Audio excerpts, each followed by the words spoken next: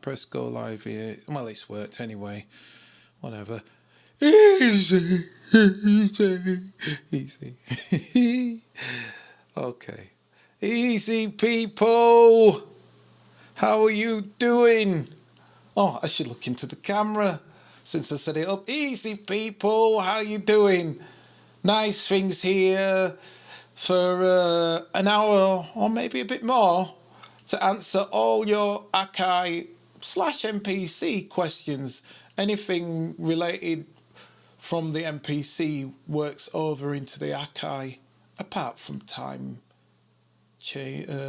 apart from tempo changes and time signatures.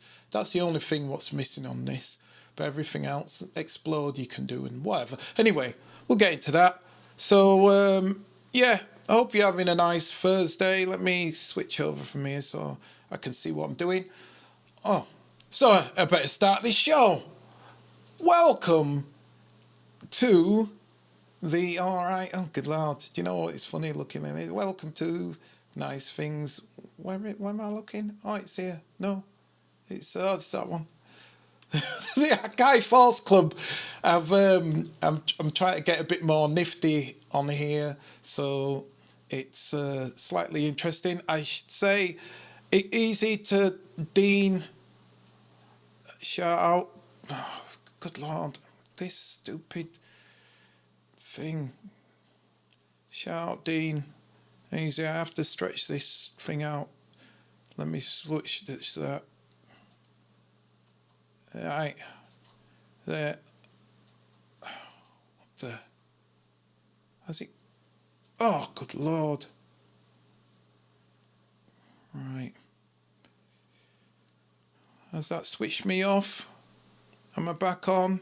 I'm back on. Right. Thank goodness for that. It's trying to get all nifty here, and now I seem to have lost my chat link, so let me see if I can get it back on. If I switch it off and switch it back on, will the chat, if I close it down? You close the log, all right, let me see.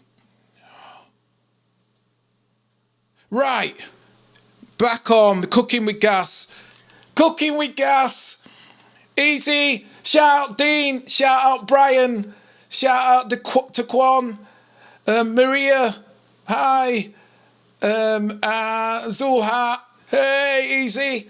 Welcome to the Akai Force Q&A Club. So, I'm here to answer all your questions on the Akai Force and any MPC questions that you may have, because the Akai Force is a superior version of the MPC OS. It has everything that the MPC OS has, apart from tempo changes and time signatures, and a lot more, no doubt. Now, I've just set this up quite hopefully niftily, if I can kind of get my head round doing this. So I'm going to be able to break down categories for any questions that come in. I'm going to kind of go ahead and start doing stuff, and then we'll go from there and see. And if, oh, easy Joe, and see, oh, easy Paul, nice one, to see what people want. A quick one I would like to say, I'm saying her a lot. Quick one, I said her again. Quick one to say, there's a lot going on at Akai, I believe. Some I'm kind of aware of from being on the beta thing, and anybody who isn't on the beta should get on it. It's worth doing, because you get software a little newer. It's all janky, so don't use it for anything that you want to keep. But if you do a copy of something and then you kind of further it out in the beta, it's worth doing. And there's a lot of good things coming down the pike, as they say, or pike. There's a lot of good stuff coming down your way for everybody with an Akai Force. And I'd say there's going to be a lot more for everybody who kept theirs. They're probably going to be like, ooh, I'm glad I kept this. I'm really glad I kept this. And I don't want to speak too soon, but there might be some amazing stuff coming nearer the end of the year, like beyond amazing. So yeah, anyway, that's about that. So let's get into some tricks and shenanigans with the Akai Force. Like I say, if anybody's got any questions out there, they chime in. Another thing what would be helpful is just to make sure that my voice is on. If anybody can say, yeah, we can hear you, we can hear the sound. Can you hear the sound of the instrument as well?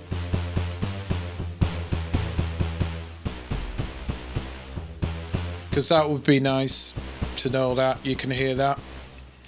What I want to do, the colours look a bit janky, but we'll get there. What I want to do for today's, let me just move that a little bit up a bit. Let me see if I can kind of even this out a little. For anybody who doesn't know the Akai Force, that's the top of the screen. So all what's missing is the Akai. That's great. Nice one, Brian. Now, okay, excellent. Right, what do I want to show today? I wanted to. Do you know what? I'm going to get this out of the way. Because this is I'm starting to think about things I'm not keen on, but I'm going to show you how you might be able to get the best out of it. And one of the things I'm not keen on at the moment in this present time is the ARP. I think the ARP is old and out of date, and it's not much cop. And I can say that kind of going on as far as I know, it's still not much cop.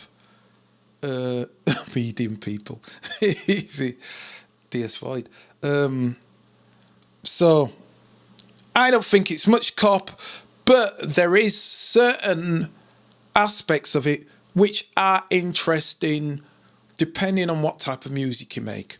So for anybody who does like that synthwave stuff, I'm going to have to do a lot of music. If I start changing music styles, they're kind of from memory. So if I'm not accurate and that doesn't sound like some of what was on Miami Vice in 1982 or whatever time it came out, then it doesn't sound like something off the Scarface soundtrack or Johann Zimmer or something like that. The reason why is because I'm really just doing stuff from memory, so I haven't got any templates. And the reason why I don't ever do templates is because I don't want to get copyright hit. And do you know what I mean? I do this for free, and I really like doing it for free. And the main reason is I think it's good to share and show tricks. But I have to do it without any copyright music as much as I can. So let me talk about how I see the use of the, good Lord, my brain's gone, the ARP. The ARP, for anybody who doesn't know, is the Arpeggiator. An Arpeggiator it's a way of making you can play things. So like, let me get some good sound here. Let me get piano. I'll change from a piano. I hate. Oh, good Lord. Let me say. Right, there's a synth. If you have time later, send and return effects. Yeah, I will. Do you know what? DS Void, I'll do that right now. Because if I get the questions, they'll disappear when people start kicking in. So I'll just do them as soon as I get them. So if you have time later, I'm curious about using send and return effects in the master view. The manual doesn't seem to be up to date on how you send tracks to it. Well, DS Void, it's exactly the same way as you would send and return tracks on a standard mixer. It's the same rules, all the same rules exist. So what I'll do is I'm going to load up a kit. I'll try something different because I always just go for the first kit that I see, but I'll go down a bit. Right, so we'll load this kit. So I've loaded this kit up here, and I'm gonna just do a quick drum kit, a quick tune, quick track beat. That's what they call them, beats. So I'm gonna just do a quick beat, and you know, because somebody asked before, said, "Oh, can you do EDM stuff and that on this?" And I think doing anything dancey on here is the easiest thing ever. It's so easy. It doesn't even seem like you're making music in my mind. So here I am. I'm going to program in real time using quantize because I ain't got time for doing step sequencer. But I'll pretend I don't know how to play a beat in time for everybody. Easy unknown Nordic, nice one, nice to join. Right. So I'm going to show DS Void send and return tracks and how they work. I'm going to create a quick beat. I'm going to do two ferns. Oh, good Lord. Do you know what I forgot? I forgot my little thing here. So, I've got headings. So now at the moment, I'm in the step sequencer. I'm going to create a quick beat here, and I'm going to just make one up. Blam. Oh, hello, Antanas. Right. I'll come to you, but let's get to Antanas. Right, Georgiev. Sorry, I butchered your name there, but hi. And I'll get to your question. So I'm going to just quickly do a beat. So I'll do the classic. Wait a sec. We'll put some strength into it. So we'll just do that because I'm using the strength. Right. And remember that it's a 4/4. So on every 4, that's what we have. No, good Lord. It'll help if I do it right, innit? Right. And the clap comes after the diamond. So always remember, if you want a straight house beat, these are 4 beats in a bar because it's over 16th divisions. So the next thing is that. So that's going to be 4. And hi-hats. To make skippy hi-hats, you want them on 3s. So always remembering that's how you do it. So basically, what it is for house beat, it's 1 on them. Look for the triangle. There's your triangle. And for the skippy, you've got that. And if you want the little dudum, you get that on the thing. So and then like I'm gonna just go into record because I can play stuff and I'll play stuff. So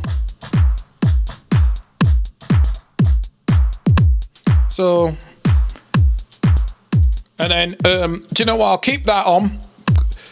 As I've told you before, and I don't know if I've mentioned it, but you can use this button to turn and off, to switch off your recording so they can audition stuff.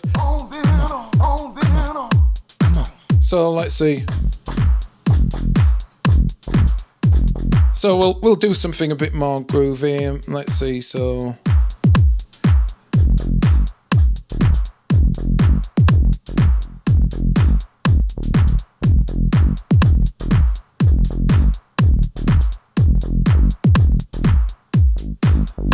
What did I do? I went.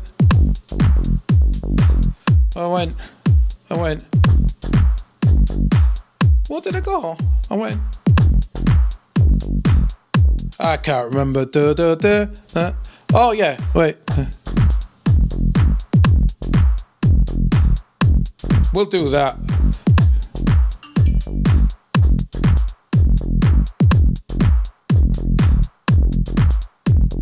Right, that'll do. Right. Come on. Right. So I've got my little beat there. Let me add something else in. Let me think. Come on. So we'll have that. Come on. That'll be it. Come on. That'll do. So I've got my little drum thing here. Now, if I go to the mixer, in fact, I'll go to shift mixer. Shift mixer will take me into the sub mixer of this. So this is the main track here. These are the main. So I'll get rid of this just so you can see. This is just one drum kit here. Adamski, yeah, it is. Father, something else I can't remember. Wanna live. Right, so we got our tune here, and this is the main track here, what's playing. But if we go shift mixer, we get into the mixer of this, so we should be able to see all the elements. So if I come down here, I can see all the elements. Now, if you look on here, you've got a thing that says send. And what this is going to do, from these notes here, it's going to send that information to the master. So if I press master, it's not going to show it because I'm in the sub. So I come out by pressing mixer again, and I'll come across a bit this way to the returns. So I've got master and returns. I'll just stop that just in easy unlock. Right. Right. What is it? Where was it? Oh yeah. So this is these four things here are like, you've got, how can I say, you've got sound effects. Like, imagine you're in a real place, a real studio, and you go into a studio. Like I said, I don't know how much people know, but imagine like you're in a studio and you see the rack, and they've got little effects like echoes and delay machines and whatever. Or you're at a gig and you see the guy with the engineer and it's got that. These are what that is, a master effect. So when you're sending that signal from this drum machine, it's there's another channel on the mixer which says send. And what I'm going to do is I'm going to send that information from here across to these. So what I'm going to do is I'm going to let this play. And as you can see, at the moment, you'll see that the output is the main output, the signal. But what I want to do is I want to send this come on here separately to one of these channels. So I'm going to send to one of these return channels. So it's going to go out and come back in. Right. So here we go. So I'm going to send it to 2. Because why am I going to send it to 2? Because at the moment 2's got a delay on it. So they already set me up with a delay. So great. So I'm going to go back in by coming out of master, by pressing master, or I can slide across if I want. Same difference. Right. Slide right and left if you want to. So, and then I'm going to go to mixer. Zulha. You're going to have to write it again, because I'll try and pay attention. I'll tell you what, I'll try and go up and down, but I don't want to lose track, because I'm going to try and show DS Void, and then there was another question, so we'll get to that. Right. Come on. So, what I am here looking at here is the sends, but I want to see what that signal was. And in fact, I don't need to, because if I press this, it'll tell me where I am. So, here we've got 4 sends. Them 4 sends match up with the 4 returns, what we already had on there. So I'm going to go to the second send. What I said had delay on it. So I'm going to turn that up now. So this signal is going to be sending to that delay. So you can probably hear it, and it's just a little bit, but you can hear it. What I'm going to do is slide across here, right across. Oh no, I have to come out. Sorry, my bad. I have to come out first. I'm going to go slide back there. And now, if you look on this mixer here to these returns, look. So I'm getting a signal which has been sent from this drum machine in the sub mixer out to the main one. So I've gone a little bit deeper, because you should go a little bit deeper, because that's how you get the best out of this machine. I could have just sent the whole of that drum machine to one of these master returns, but I don't want to do that, because I only want to send one single sound. I want to send that single sound to the effect thing. So now what I can do is I could play that come on, and I could go through the effects, and I'll say, come on, let me just use the presets and see what they got on the presets. Come on. So I've got something there. I don't know. Let me see. Come on. That's a repeat. I like Follow Me. Where's Follow Me? There we go. That's a nice one. Come on. So I've got a little groove there. Come on. And then what I could say is, what that burp burp. So this burp burp. I could go burp burp. Well, I could send that to another effect. I could send it to. I'll send it to a long echo, not a long echo, a long reverb, so they can hear it. In fact, what I'll do is, I'll just do it. No, I'll do it to reverb, and then I'll put flange. So what will happen is you'll hear the effect more, because if you just have flange on by itself, you won't hear the effect. So we've got a little burp, and I'm going to send that to 1. So that's going to go to 1. So you can't really tell the difference there, but if I come back out of here and then I'm there, which is great, and I didn't realise that. If I'm in Submixer, it'll take me to that track, but if I press mixer, it's going to go back to the master, which is pretty ace. That I didn't know that it could do that. So we've got that sound, and I've sent it to this reverb, so I can go into get off. I could go in this reverb, but do you know what? I'm going to change this reverb. I'm going to make it into one of these real spaced out ones. So I'm going to make it into the non-linear one, which is like great for making pads if you're into pad making and all that kind of stuff. So we should have something weird there. So we've got, that's quite groovy. Can we make that longer? No, we'll get something really spaced out. So we'll just look for something spaced out. One of these.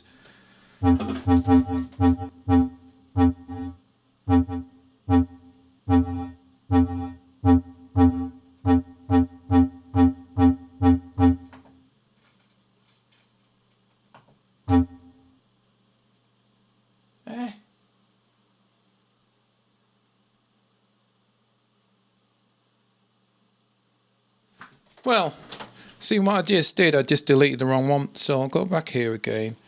I'm sure there's a... Do you know, it's because I have to lean across. Let's go and we'll use a different delay, because I know that's it. It's a different delay does them. So there.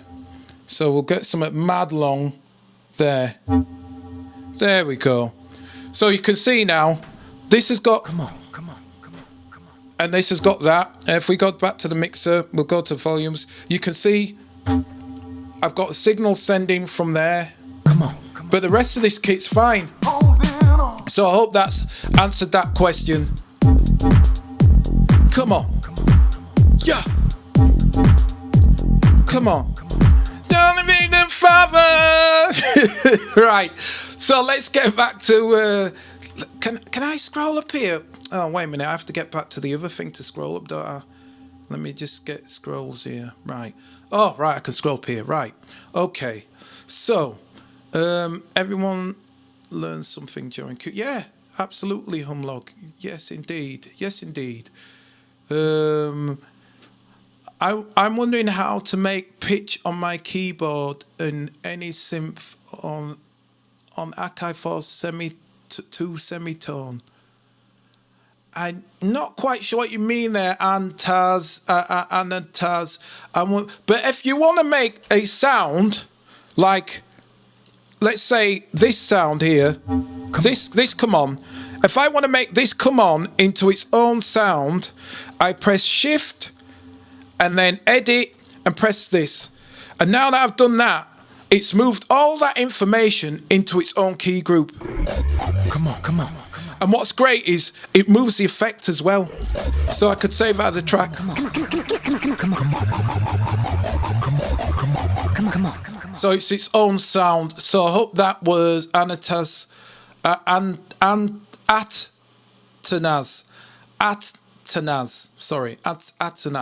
I hope that answered your question. Let's move down. How do you edit note lengths? Right. Okay. Let's go to edit note lengths. Okay. Oh my gosh. Do you know what? It's like I'm doing that. I said step sequence. I should have changed it to mixing. Sorry, that was mixing. Good Lord. That's why I don't put these things on there, because I'm getting used to it. I'll get used to changing the titles. Right. I don't know what I pressed when. So let me see if I go back. Wow. I have to go back. This is just like, wow, now there's a world of people on it. Right. Okay. So, note length. Somebody wanted to know about length. All right, I'll fix that for Zulhart. I'll fix that. Right. I answered that problem. Zulhart. Clip, current. Right. and I'll show them that as well. Right. I'm curious the best way to attach Roland drum pads to the Force. I can use the Force as drum brain. I'll answer that for you, Joe Scar, in a second. Let me just show you the note thing, just in case anybody didn't really know about that note thing, even though DS Void seems to have answered it to a point, but I'll show you something else about that by doing this. So let's say, for example, let's go back to what we had, the note thing. We'll go out of the master, take ourselves out of the master. So we're back to here, right? On the drum kit. So I'm going to delete that. So we're back down to just one kit, this. Now, let's say, I'm trying to think of something. Let me find something. Right, this. Let's say we're going to use this for the sake of argument. At the moment, this is one shot, but I'm going to change it to note on by going over to global. Edit pad takes you straight away to the editing of a drum program. So remember, edit and then tap the pad you want to edit and it'll take you there. So it doesn't matter where you are. If you press edit pad, you're straight there. So shift clip is for editing instruments, but edit pad goes directly to drum programs. That's why I love drum programs. So we're going to go to global and I'm going to change it from a one shot to note on. So now I've got this effect. So it only lasts as long as I press. Now, the thing what I want to do as well is I want it to be in time. So I'm going to press warp on. So let me see if it's... So... Come on. Right, okay, that's great. That's what I want. Now, let's say I'm in step sequence. Let's get out of here. We'll go back to step sequence. So we did drum programs. Now we're going to go into step sequence. So I'm going to go to step sequence and like, this is my thing. Now I want it to add in, but I want it to kind of go. And let's say, again, I'm no good at tapping things in time. So I just program it in. And I go. I don't know. I've got no idea still this is the sound, but come on. Right. So I've got this. Come on. And this is the sound. But we know this sound can go longer, but it's only playing a little bit. So how would I change this note? So it's easy. All you have to do is press select. You press that. Now watch. I'm going to show you something. So I'm going to make sure, yeah, everything's there, right? If I press off there and I press on this, it's selecting all the notes, but I don't want to select all the notes because if I selected all the notes and I wanted to change that note length by, say, going here in the grid, remember in the grid, let me do this again just in case that was too fast for everybody. And I'm going to say it again by going and explaining clip editing, right? Which is up there. See? Yeah. Right. Thing about clip editing is everything. It's exactly how a DAW works. So the step sequencer, you can get things down, program them. You can get quite intricate. Step sequence is good for creating rolls and fills. And there's another trick I'll show you about rolls and fills, but if somebody reminds me. But the step sequencer, you don't want to create lengths in step sequencer. You just want to put stuff down. So put your stuff down and change the lengths using the clip. And how do I get to the clip? All you have to do is press the clip. There. Now, to select the sound that I want to be on, there's a couple of ways I could do it. I could just tap them there. And if that's like too small, make sure you're in screen. As I've always said, be in screen mode, and then you've got these things here: horizontal zoom and vertical scroll. And oh no, you have to go like this. Oh, you can't do that. Oh no, you can. Yeah, you can. You stretch it that way because I'm on the magnifying glass, and you pull it, and it'll stretch it. But we don't want to do any of that stuff. Life's too short. And if you ever get lost, Remember this, if you ever get lost and you want to get back, say your screen is like this or something, and you're like, man, I don't know where I am. How do I get back? I'm going to have to do all that. No, you don't. All you have to do is press this button here, blam, and it resets right back to, so you can see everything. So if you had an 18 bar clip, just for the sake of it, 80 bar clip, 80 bar length clip, right? You can just press that and it'll show you the whole 80 bars. So anyway, like I said, quick way to select stuff is you press that, it selected them all. But we don't want all, we want this one. For the sake of argument, I want this one here. Right.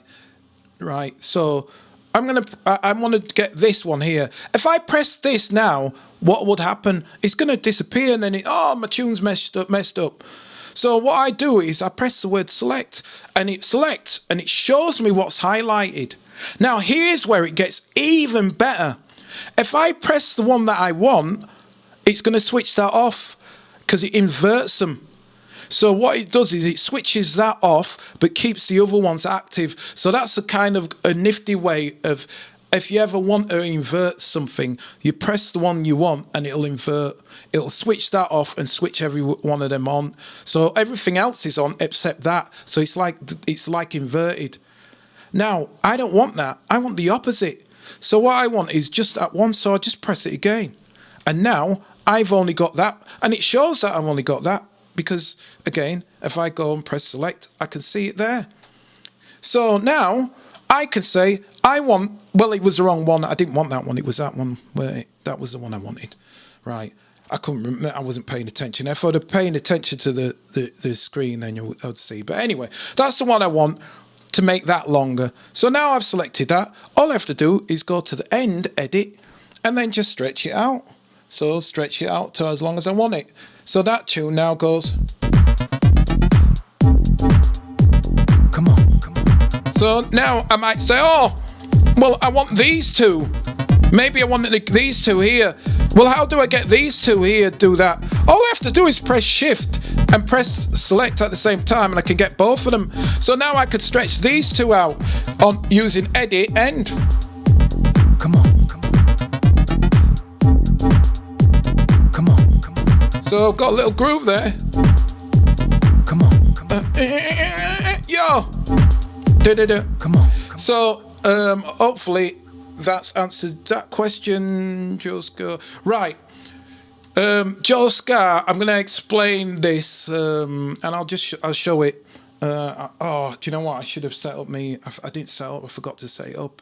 I'm going to pretend. I'm going to make something go in and out. So imagine. I think I did show this before, but let's say I didn't. Right.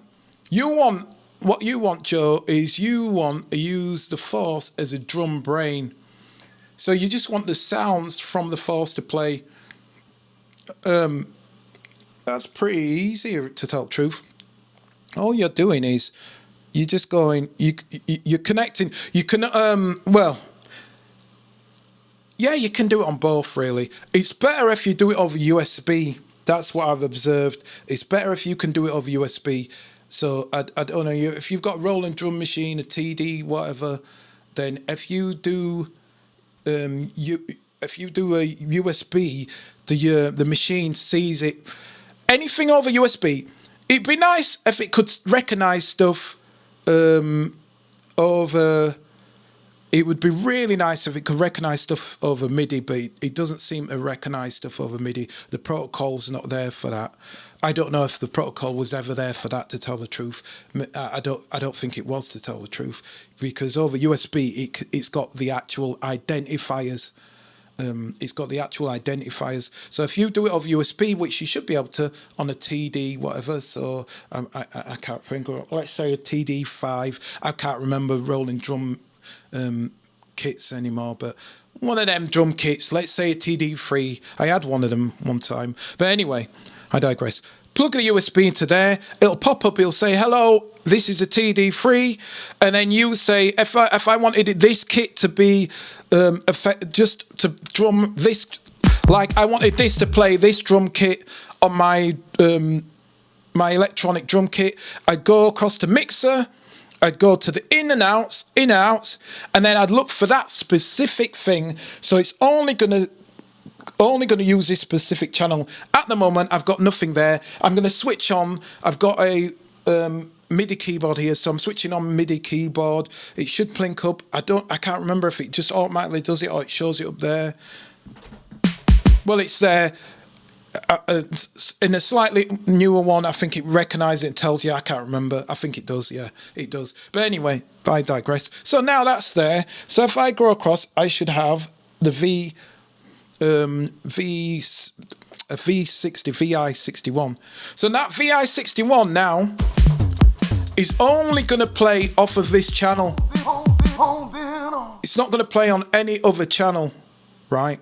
So that's how you would do that. You connect that, and then the other thing you want to do is you want to make sure that this is on in. If you wanted to use both, say I wanted to have this play, so like if I had this and I wanted both of them to play, I'd do it to merge. So now what you have is you've got the instrument that it can play on here, but it also can play on here, so you could hear the sounds of what you're playing, and that kind of works for, yeah. That's the easiest way I could say it. The fundamental one is I would have that to in, so the signal's just coming directly in, and then just have it on there, and then you choose the channel that you have, and that's the instrument. If by any chance, let's say you were going to have the TD drum machine not play, so I'm going to switch that back to all. You wanted the TD drum machine, right, to just play. Let me see. Another drum machine. Let's say you had another device, and you were going to go from your TD drum machine in. You go in from your TD drum machine. The information would be coming in, and then it would come out of the Force. And then you would have to choose a channel to wherever it's going. Then you could go through that. Hell knows why you want to do that, but you can do that. Don't correct me on this. I might be wrong about this, but I even think if you've got something connected what can go out, and I don't have anything available for that, I think you can send out of that directly to some other machine. There's no way I would ever advise anyone to use it. This wants to be the hub. If you wanted to use this as a sound device, that's how you would do it.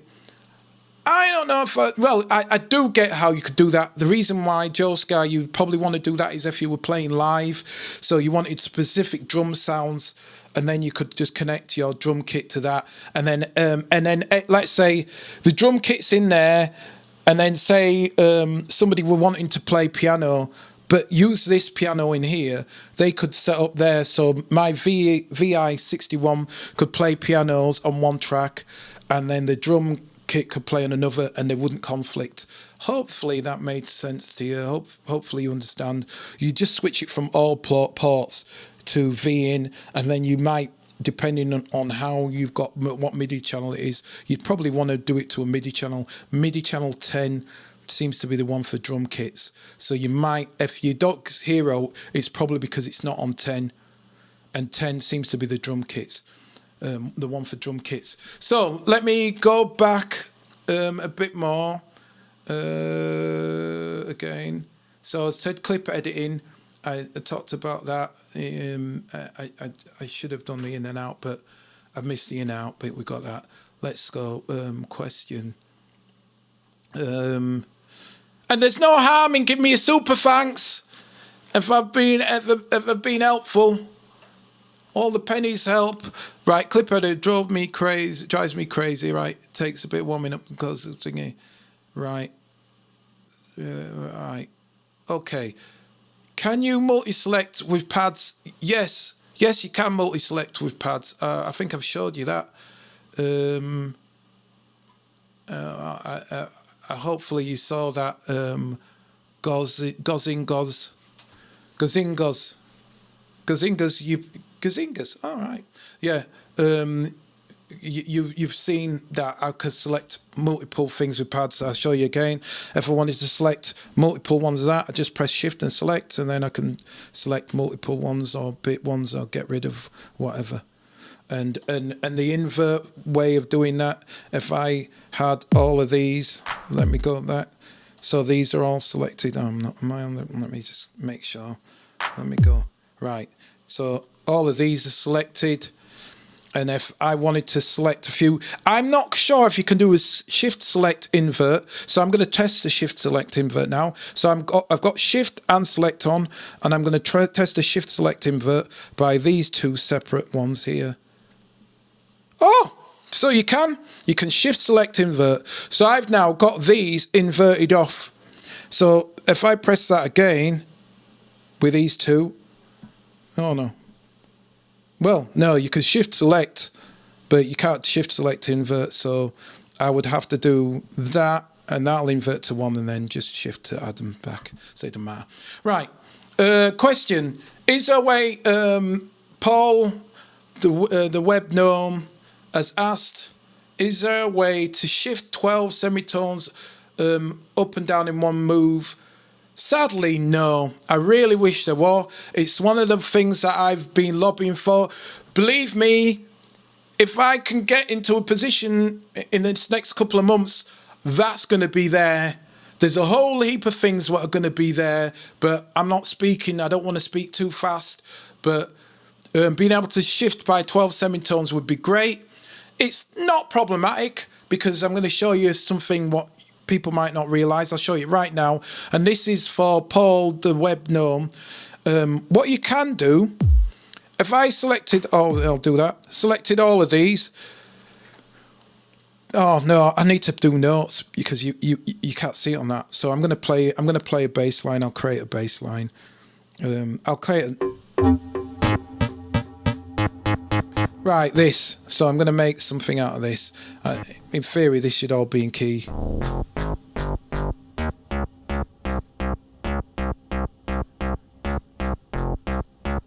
In theory, I didn't even check what key this was in. I think it's all in C anyway. So I'll go back to step sequence because there was something I was going to show before, but let's see. Have I got mute on? Why is there no sound?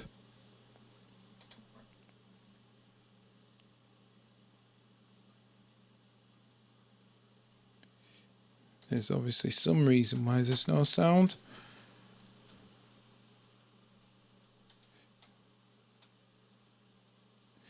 Probably because I've got something on now, and I was doing all the in and outs for, right, PA. Well, I'm doing that to all. Take that out. Interesting. Hold it on. Come on. Why is there no sound? Have I got something in mute? Oh. Have I got something in solo? Select. No.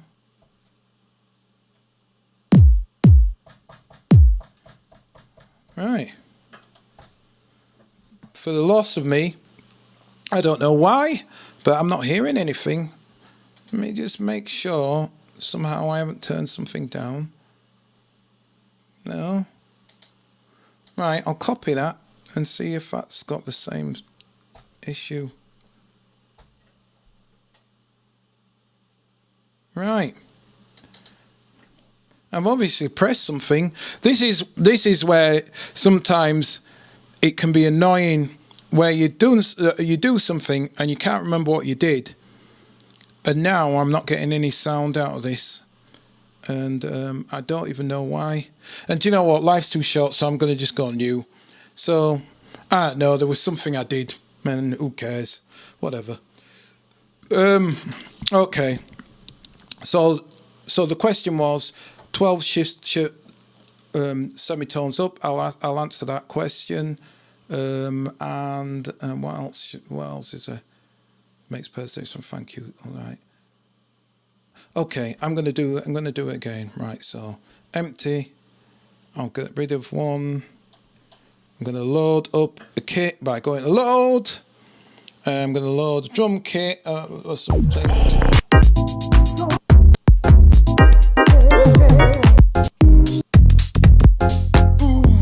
Oh, that one.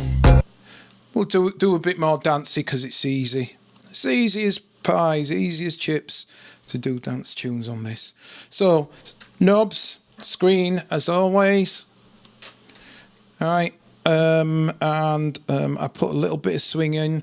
I always keep quantize because you can take quantize off, make it dance speed. 1, 2, 3 will be fine, and we'll just do some 2, 3, and.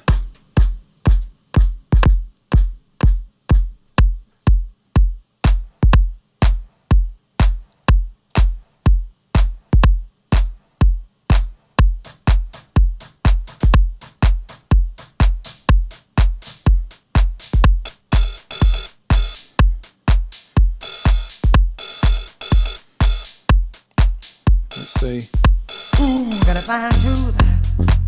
Right, so what I'll do is, because I wanted to show that moving octaves up, so let's, oh man, I don't want to take too long, right, so I'm going to go note thing and make this really fast. I like minors, so...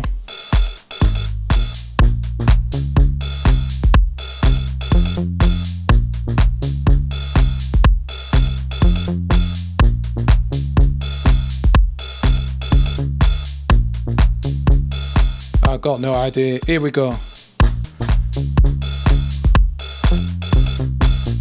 I've got no idea. Whatever. I didn't think about it. Right, switch that off. I don't know. Big long ass note. That note's. I know one thing. My keyboard is glitchy, boy. I don't know what's wrong with it. It just keeps sending funny signals. This at least this one. Let me just get that. Is that on? Delete. Delete. Right. Okay. And then we'll bring that clip down to 2. Okay. So here we are. Back to that question for Paul, the web gnome. Right. Right. Say I've got this thing here, and like, let's say I wanted this note here up by 12. The easiest way you can do it, it'd be nice if you could press shift and you just turn it and go up. You can't. The easiest way I've discovered, if I wanted to shift anything up by 12, is to just look at the note that it's on and then move it up to the next octave, and it's always by an octave. So here we are in clip editing. So am I still clip? Oh, right, great. I'm in clip editing. And I'm going to select this note by going to grid, because everything you do is in grid. I'm going to talk about clip just because sometimes people don't know. Right. First of all, we're in a matrix. Matrix is the outside of everything in these cells, right? When you're in the matrix in these clip cells. The clip is on the inside of one of these cells, these clips. Now you've got 4 sections. You've got arrangement, which is the quickest way to get to it. So you never have to go to menu and blah, blah, blah. There's no need. Everything you can do from this one point. So that's how you can get to the arrangement. Grid is where you do all your editing for notes.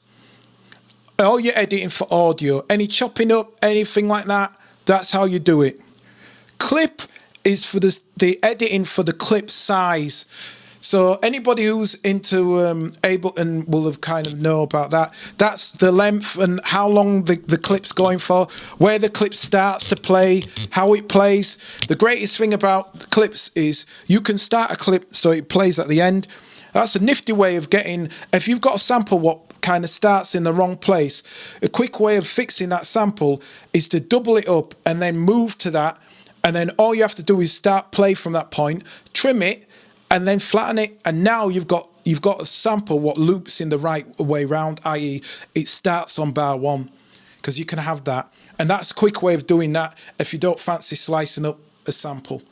Right, so the clip is for that the information there. Also, you've got your time correction there. You start and whatever and closing of the clip. But this is for clips. So all of this stuff, if I want to make a clip shorter, I can move along the timeline and then start the wherever it is on this play point. Or you move along on the play point, you can kind of make it shorter and wider. Me personally, don't see the point of them. Don't see the point of them on the clip. They make sense when you're using edit, start and beginning, but they don't make sense. The other thing as well you can do is you can cut something by half by pressing shift, and you can move your loop points around as well, like that. If you're quite nifty and you use this kind of for DJing, you can actually create loops in real time DJing. I'm not saying you should ever buy this machine for DJing. You'd have to be insane. But if you want a DJ on it, you could get away with it, and you could do a pretty good job. It's not easy. It's not simple at all. It's not built for DJing with. You could DJ with it. You could definitely DJ your own music with this, because if anything that's built in here, you can just crossfade and whatever. You don't have to worry. It's always going to be in time. But anyway, let's get back to what I was saying. Oh, the fourth one is list. List is great because list is like a tracker. I don't know if anybody knows what tracker is, but anyway, it's a way you can do Calvin Harris. When I met Calvin Harris, I asked him, I was talking to him, this was early stages. I don't know if anybody knows who Calvin Harris is, but anyway, this dance guy. And basically I said, yo, so and he'd just done this tune at that time. And I said, how did you do that tune? And we were talking about MySpace, funny enough. No, we weren't talking about MySpace. He started bringing up MySpace.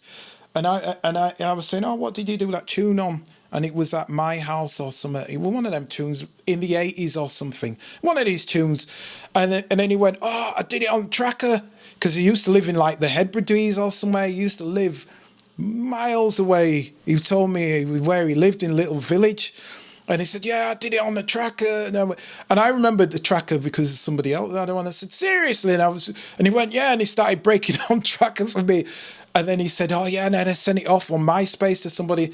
And it took ages, but that's how he got signed from MySpace. And he was just because he sent stuff off to MySpace. But I know why he got signed. It was hooks, because that guy's great at making every single piece of his song a hook. Anyway, I digress. He used to use a thing like that, Tracker. And the thing about the Tracker, he's got the information, the details there. So when this is playing, it's showing you all the information of each part. So if I stopped somewhere or I went through that to there or something, I could play what was on there and that will show me what it is, and I could change all the information on there. So anyway, let's get back to where we were. And that was getting this note, 12. What's good about this machine, and especially in the clip, it tells you what this is. So it tells you whatever. If you do a note, it's going to tell you where that note is. So when I go to transpose to move this note up, if I wanted to move it an up 12, which is an octave, I can look at that and I can see this is now, it shows me quickly, it shows me this is G sharp. So if I go from G sharp 3 to G sharp 4, that's an octave. So that's a quick way, and then I could go, all right, well, I want to be on G sharp 3.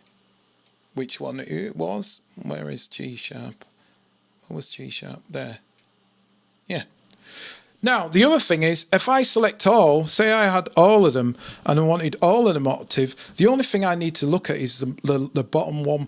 Of whatever I'm selecting, it takes from the bottom one. Because if I go like this, watch, you can see it takes, so I'm looking at F. So remember F, and then I just go up. So F2 is the lowest, and that's how you do it. So for octaves, all you have to do is say, oh yeah, it's a number, it's 12 up. You don't even have to count 12. You just have to remember whatever the F was, or so the letter and the number, and then you're moving it up by 1 or 2. If you move it up by 2, so if it starts on C1 and you move it to C2, that's an octave, that's 12. If I move from C1 to C3, that's 2 octaves, 24.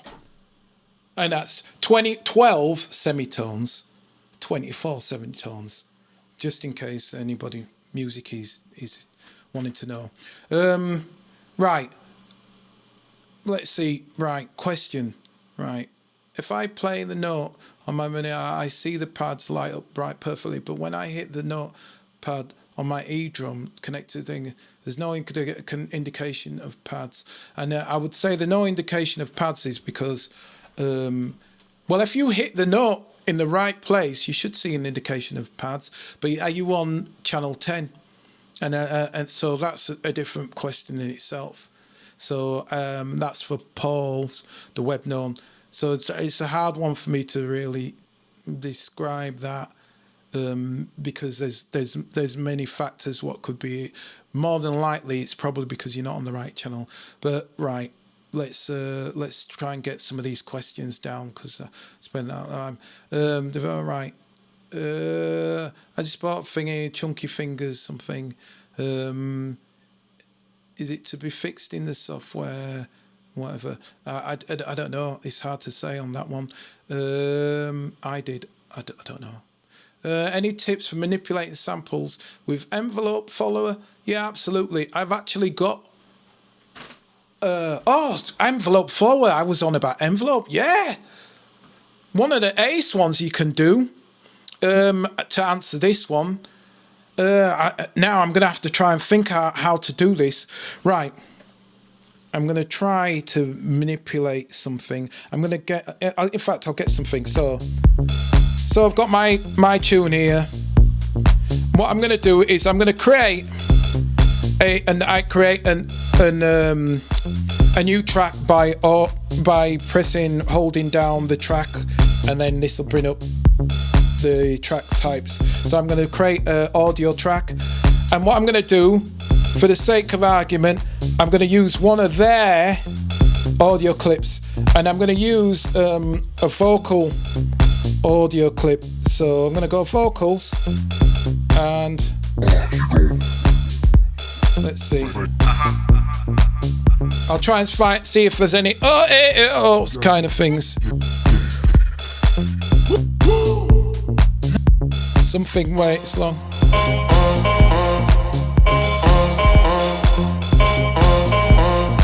Right. It's not that exciting, but it's in F, so I'm going to use it because I think we're in F anyway. So I've got this.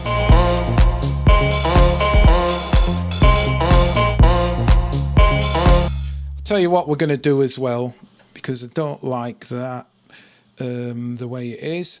I'm going to cut down a lot of that reverb, so I've got it nice and clean. So I'm going to do it a quick way. I'll just use a gate. I was going to use a channel strip, but I'll use a gate. So I'm going to go dynamics. I'm going to go for a gate, noise gate, and then I'll solo this just so that you can hear what's going on. At the moment, I've got the tail end of that reverb, but I don't want to do that. I don't want to have that. So the thing about the way I have this set up, I'm going to move. Let me see if I can't move the keyboard as well, because if I move the keyboard, I'll move the screen. I'm not saying that to anyone. I'm just telling you that if I'm a bit finicky and I keep pressing the wrong buttons, it's because I'm having to reach over to do them. But let's go up to the threshold, right up to the top. So now what I'm trying to do is I'm trying to make a noise gate. When the signal gets below a certain level, it just closes the gate on it. It closes the sound off. And what reverb is the tail end of the sound. So it's going to be lower than the main attack of the sound. So I'm going to get that.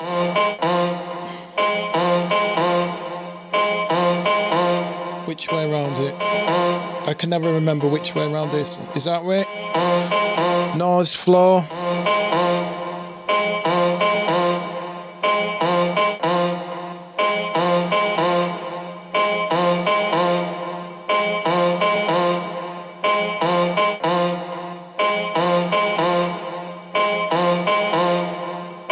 shit, sorry. I switched it off. Sorry. I better do that again because I switched it off like a dingbo. So bring that noise floor right up. There we go.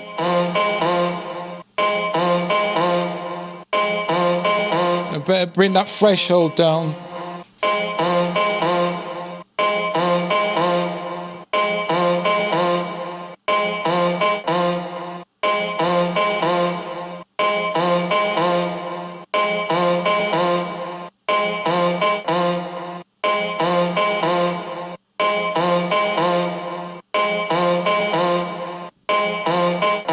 So that's slightly more gated. I want it more gated, but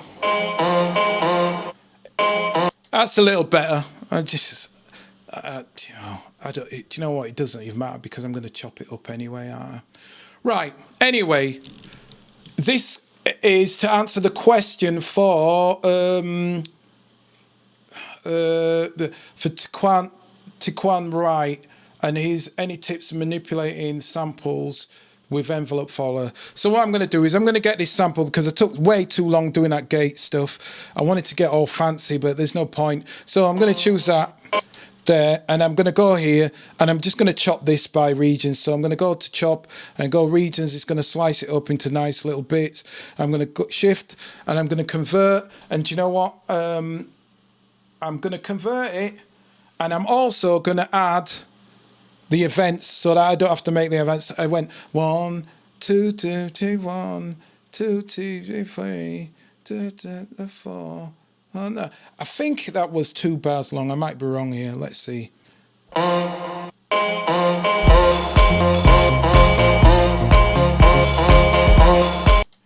Well, do you know what? I did that wrong, but I'm going to keep that because I'm going to show you something else. I did the thing wrong, but I'm going to use that to make a chop which the envelope follower will follow.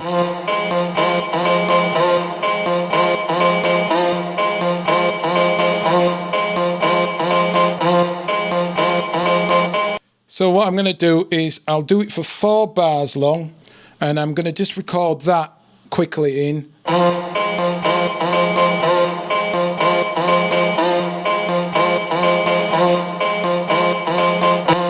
Right, and then I'm gonna add that to this audio track here, so that I've got it there. Export it.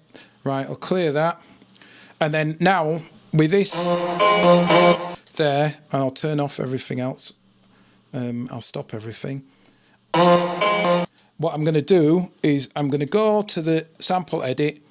I'm going to get rid of that. Let me cover. And then I'm going to slice that again. And now I know that's 4 bars long. So with that sliced, I'm going to convert that to 4 bars. Blam. So now I've got this 4 bars, and I'm going to get rid of all that rest of that stuff because I don't need it. So I've got this. Now, here's what I can do. Because these are all sliced now, I can go to the envelope, and I can tell it that I want it to learn slice position. So I go edit knobs. That takes me into the macros, which I should need to change. So many buttons. I'm going to have to get one of them Steam Deck things. You see, these are where I'm having to do this all manual by hand. So it's a bit funky, to say the least. So I'm going to go to this envelope 4, and I'm going to go learn. And I want it to learn in the clip the slice. So now if I go like that, it's now learned these clips. It's now learned the slice. So it's going to go all around this joint here by going back to edit knobs, and I go back to envelope follower. It's now learnt slice. So what am I going to use as the thing to slice it? Well, I'm going to just use LFO, because you can use drum patterns and whatever, but I'll use LFO, and I'm going to use sample and hold, which should make it randomly go all over chop. At the moment, it's not doing no. It's just playing what it would normally play, but watch.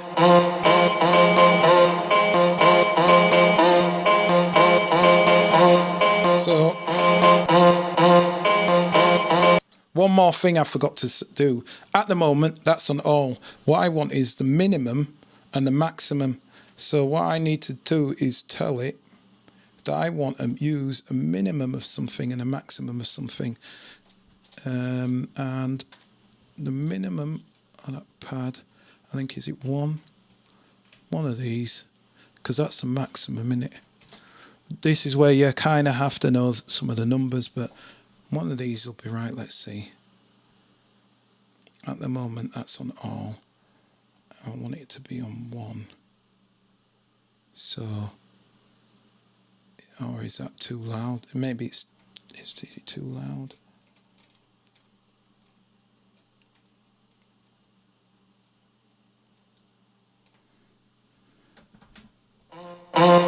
Oh, do you know what I did?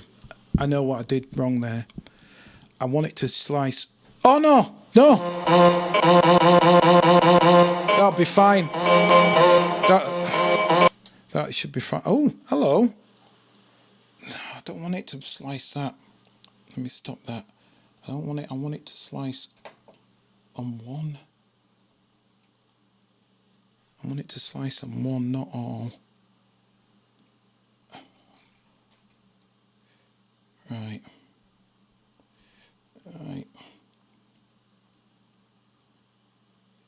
Right, I'm going to have to do that again. More pain in the jacks here, eh?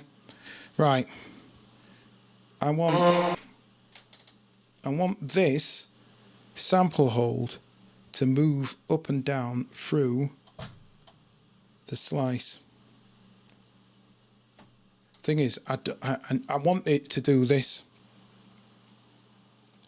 but I want it to do it randomly.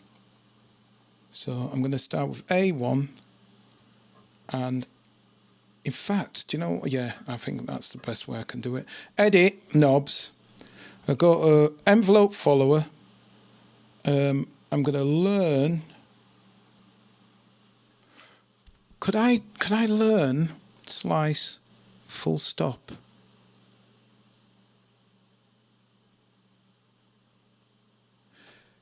No, I just need to press that. If I press that, it doesn't have to play the whole thing. That's the best way.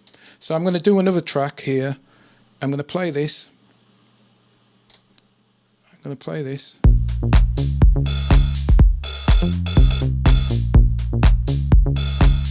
My giddy aunt. I don't know why I didn't have learn. I switched learn off, didn't I? Okay. Okay, so we're playing that. We'll get to here. I'm going to record that. Right. Here we go.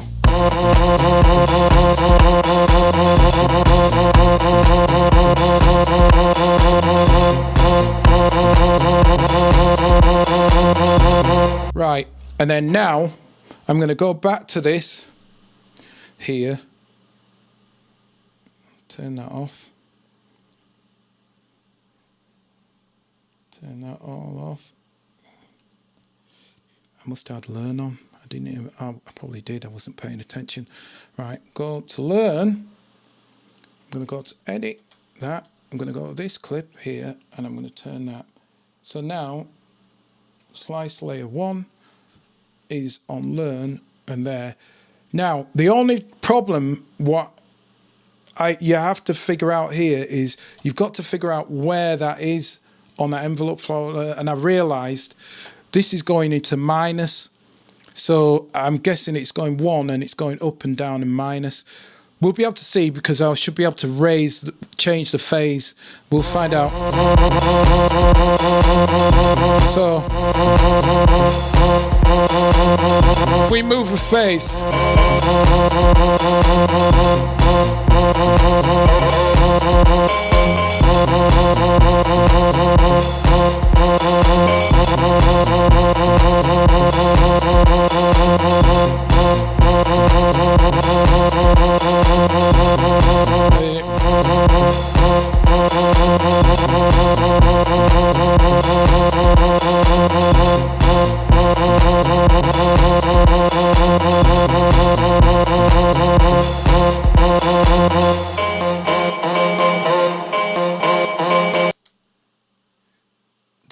That's the only thing at the moment I can't really work out, and I'd have to sit with that. I know they can make it so that you can make it do this, and you'll have to just imagine you can make it go like this.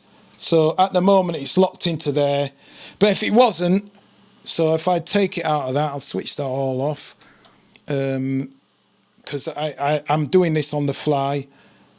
But you'd have to kind of imagine if I got the parameter numbers right, because it's like based on how many slices it has, so you have to kind of work out the numbers. But it was 16 in it, so you can 16 divided 127 or something like that. I don't know. You can make it go like that. So you could actually get something rhythmical and go and it keep it playing and changing over time. So yeah, that's the way you can manipulate. Good Lord, that was a long way around the shop here to answer that question, but I answered it, I believe, hopefully. Let me see. Let me try and speed this up because this has been quite chunky. I appreciate everybody who's been staying. And don't forget, if you like what I'm doing, don't forget, give me a super thanks or a super chat, whatever it is.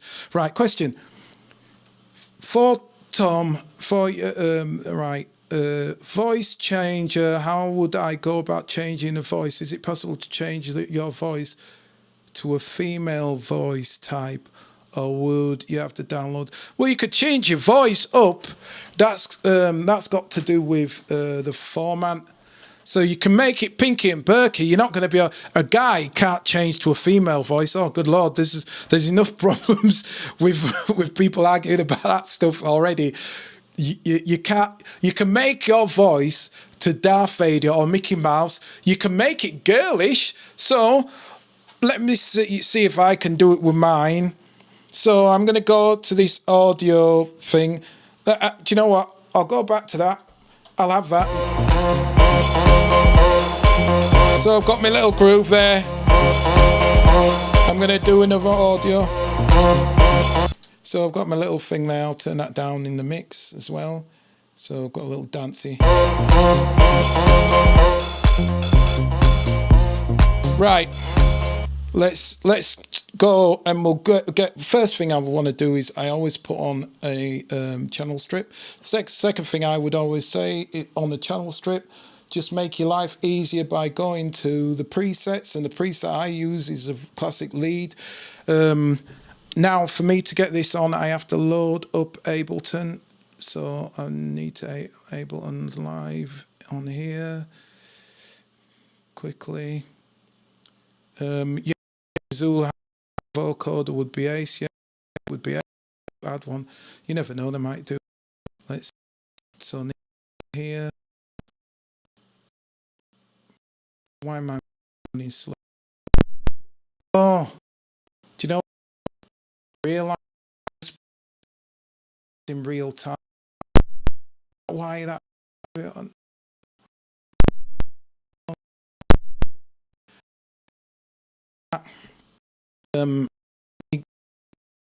Through, so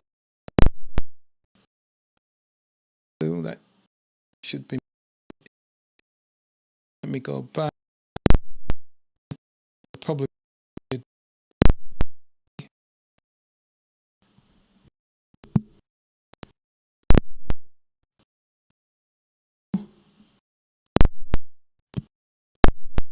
Yeah.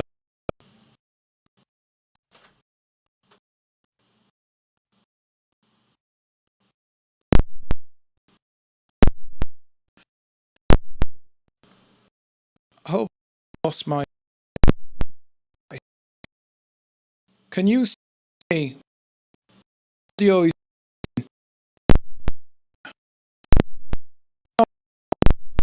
is might be, I don't know.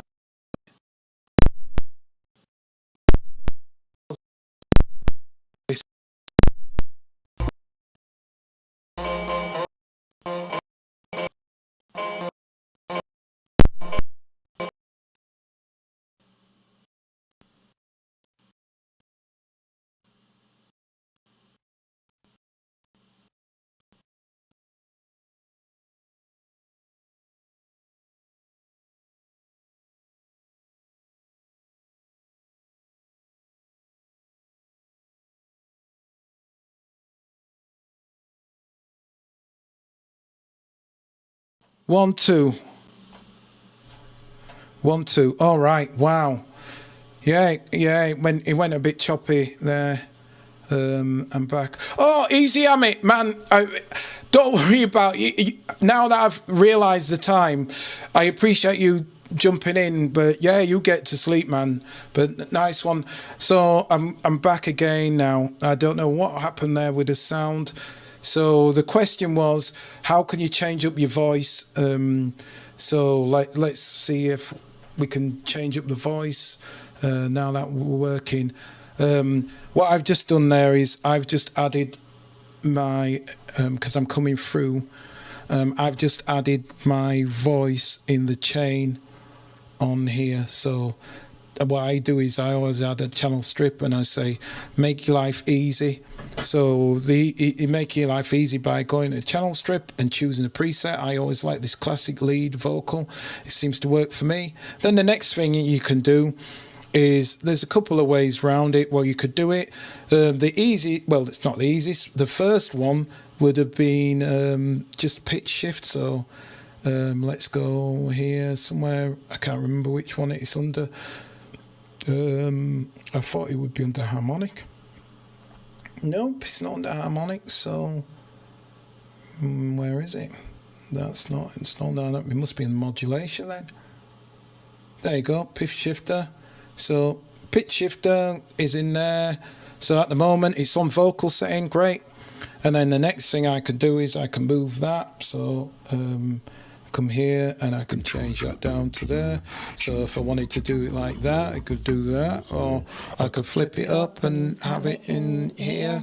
So, oh baby, you like my style. But at the moment, because it's there, it's just up and there's no key. Like I said, it's Mickey Mouse, so your mileage may vary. This is going to do the 6 of this key, so it would probably have to be 12, which doesn't sound like, it sounds like Mickey Mouse, I guess. Let me see. If I can, well, I'm going to be singing in key. Yeah.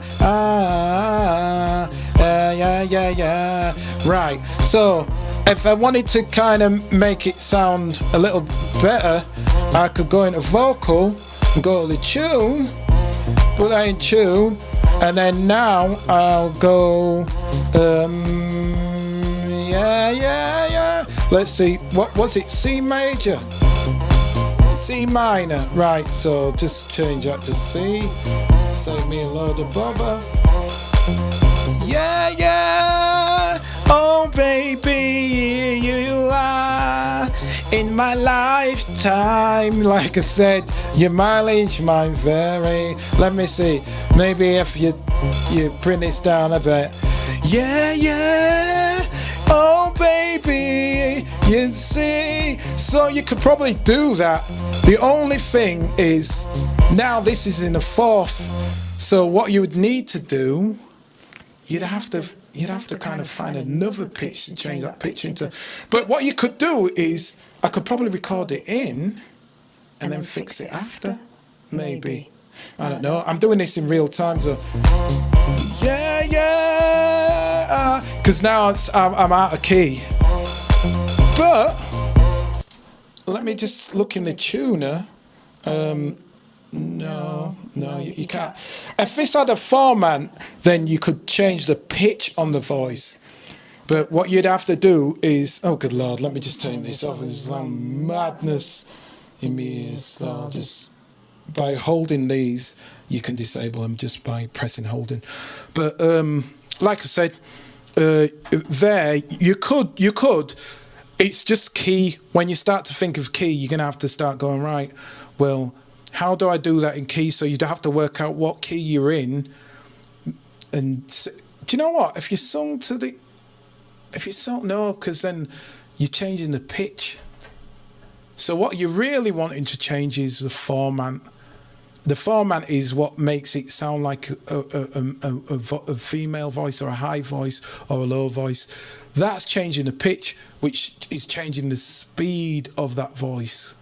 from want of a better way of describing it. So yeah, you can kind of. If you were to do a song, in the easiest way to do that, if you wanted to, would be to change the key of the song. So I could go in there and I'd change the key of the song and then bring it all up, and then you would have, technically, it'd sound like a female voice. Like I said, we're getting all really clever here. So when you're getting into deep cleverness, it starts to be a different ball game. Hopefully that answers your question. How do I explode tracks? Jason Walls wanted to know. So I'm going to answer that. The easiest way, because there's multiple ways of doing it, but the easiest way of exploding tracks is just to copy them and then just get rid of the stuff that you don't want. So let's say, what did we have? I'll get rid of because I didn't like it anyway. And I've got my voice here. I'll get rid of my voice as well, because I don't need it at the moment, so delete that. And I'm back to me, which is normal. Okay, so exploding tracks for Jason Walls. Right, thanks Tom for the info, Tom. I'll miss tomorrow. Okay, yeah, helpful. Yeah, nice one, Amy. So let me say it. So what I'll do is I'll just copy this. So I'm getting this and I'm going to copy it, and I'll copy it 4 times. You could do 128 of these, so it doesn't matter. And then all I do if I want to separate them is, do you know what? There's a slightly even. No, that doesn't work. So anyway, I'd have all that. So I've got them up 4 there, and then I can just solo stuff and start taking away things. So I go here, solo. Oh, wait a minute, what? Am I going crazy? Oh no, because I only did the drums, right? I did all right, so then what I could do is I could go in step sequence. Man, I have to keep pressing so many buttons, like I talked about macros.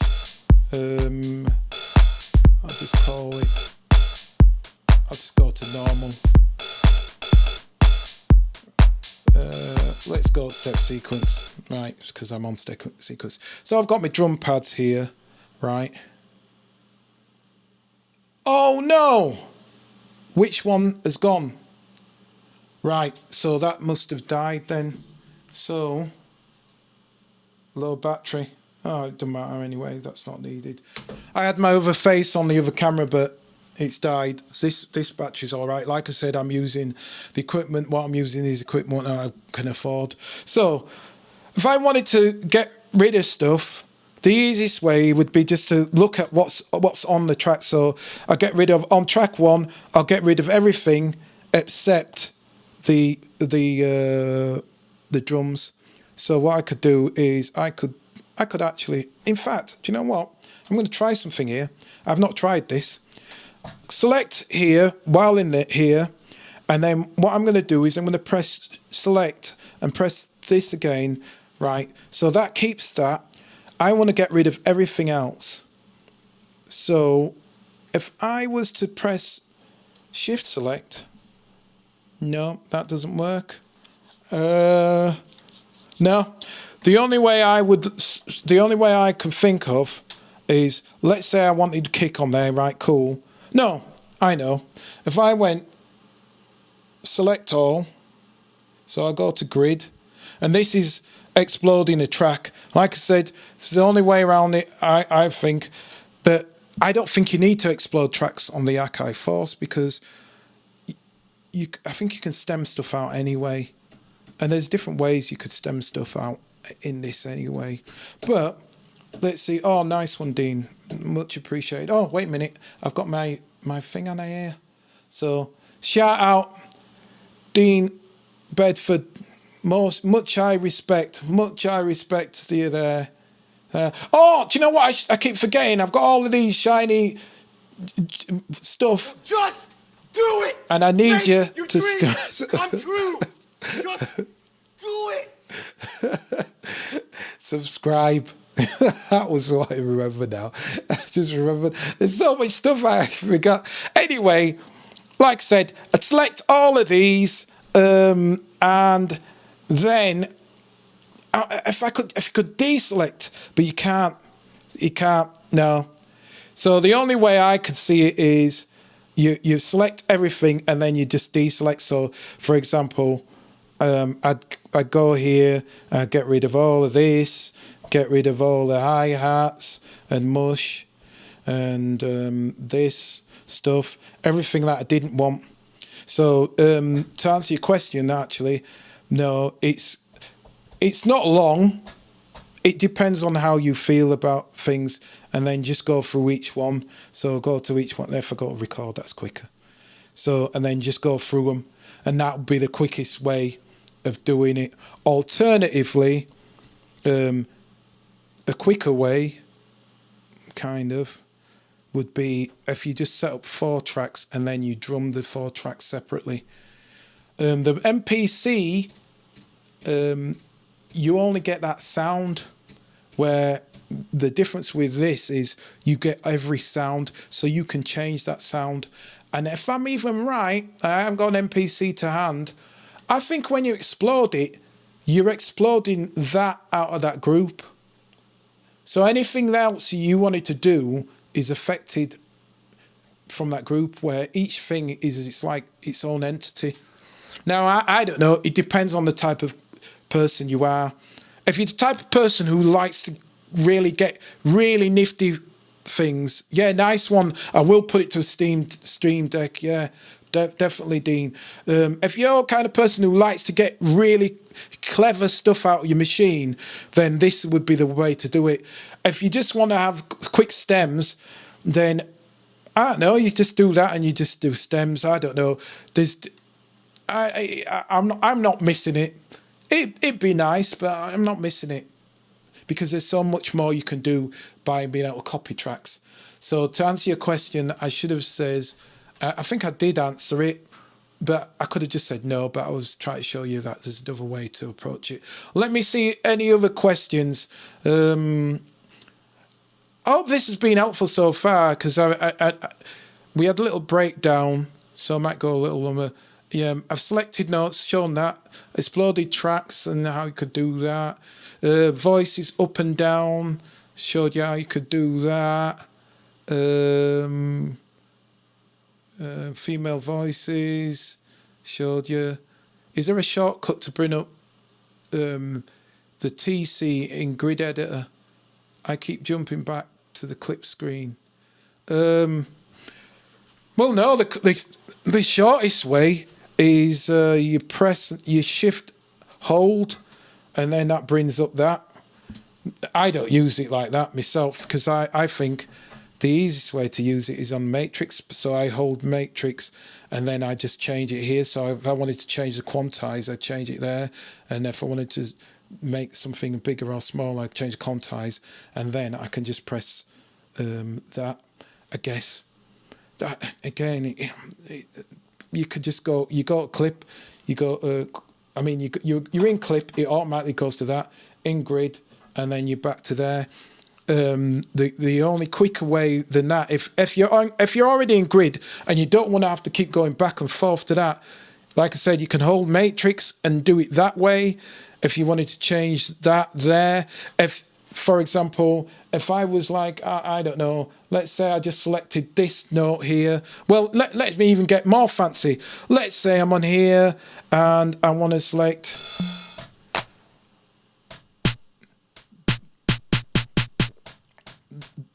where was it? That one. I gotta find truth. No, that. And I want to just select that one. Then all I have to do is press select here, press that, and then I'll get it again. And then if I wanted to just quantize that one, then all I have to do is either go shift in here and hold that, and then quantize it that way and close it, and I'm still in grid. Or I can go like that, matrix, and then just change the quantize there. So again, there's 2 different ways you can do it, and therefore I didn't have to go into clip. So the answer to your question, well, that's how you could do it. There's two ways you can do it. You can do it by selecting here and then holding matrix. Remember, anytime you hold a button, it remains just active until you let go. So it's a great way of getting through things. I use it for if I want to go up, fast forward and rewind like a tape player in a Ranger. So if I'm in the Ranger and I just want to rewind back to something and fast forward to something, I just go like that and press the button and I'm in the Ranger, back forward, and then I'm good. So it's a really quick way. So like, for example, if I'm in the Ranger here and I'm saying I'm playing this tune, and I'm like, I had an arrangement. Well, I'll just do it. I'll do it right here. So let's say I just had this, and I'm like, I got rid of that bass, didn't I? Gotta find truth.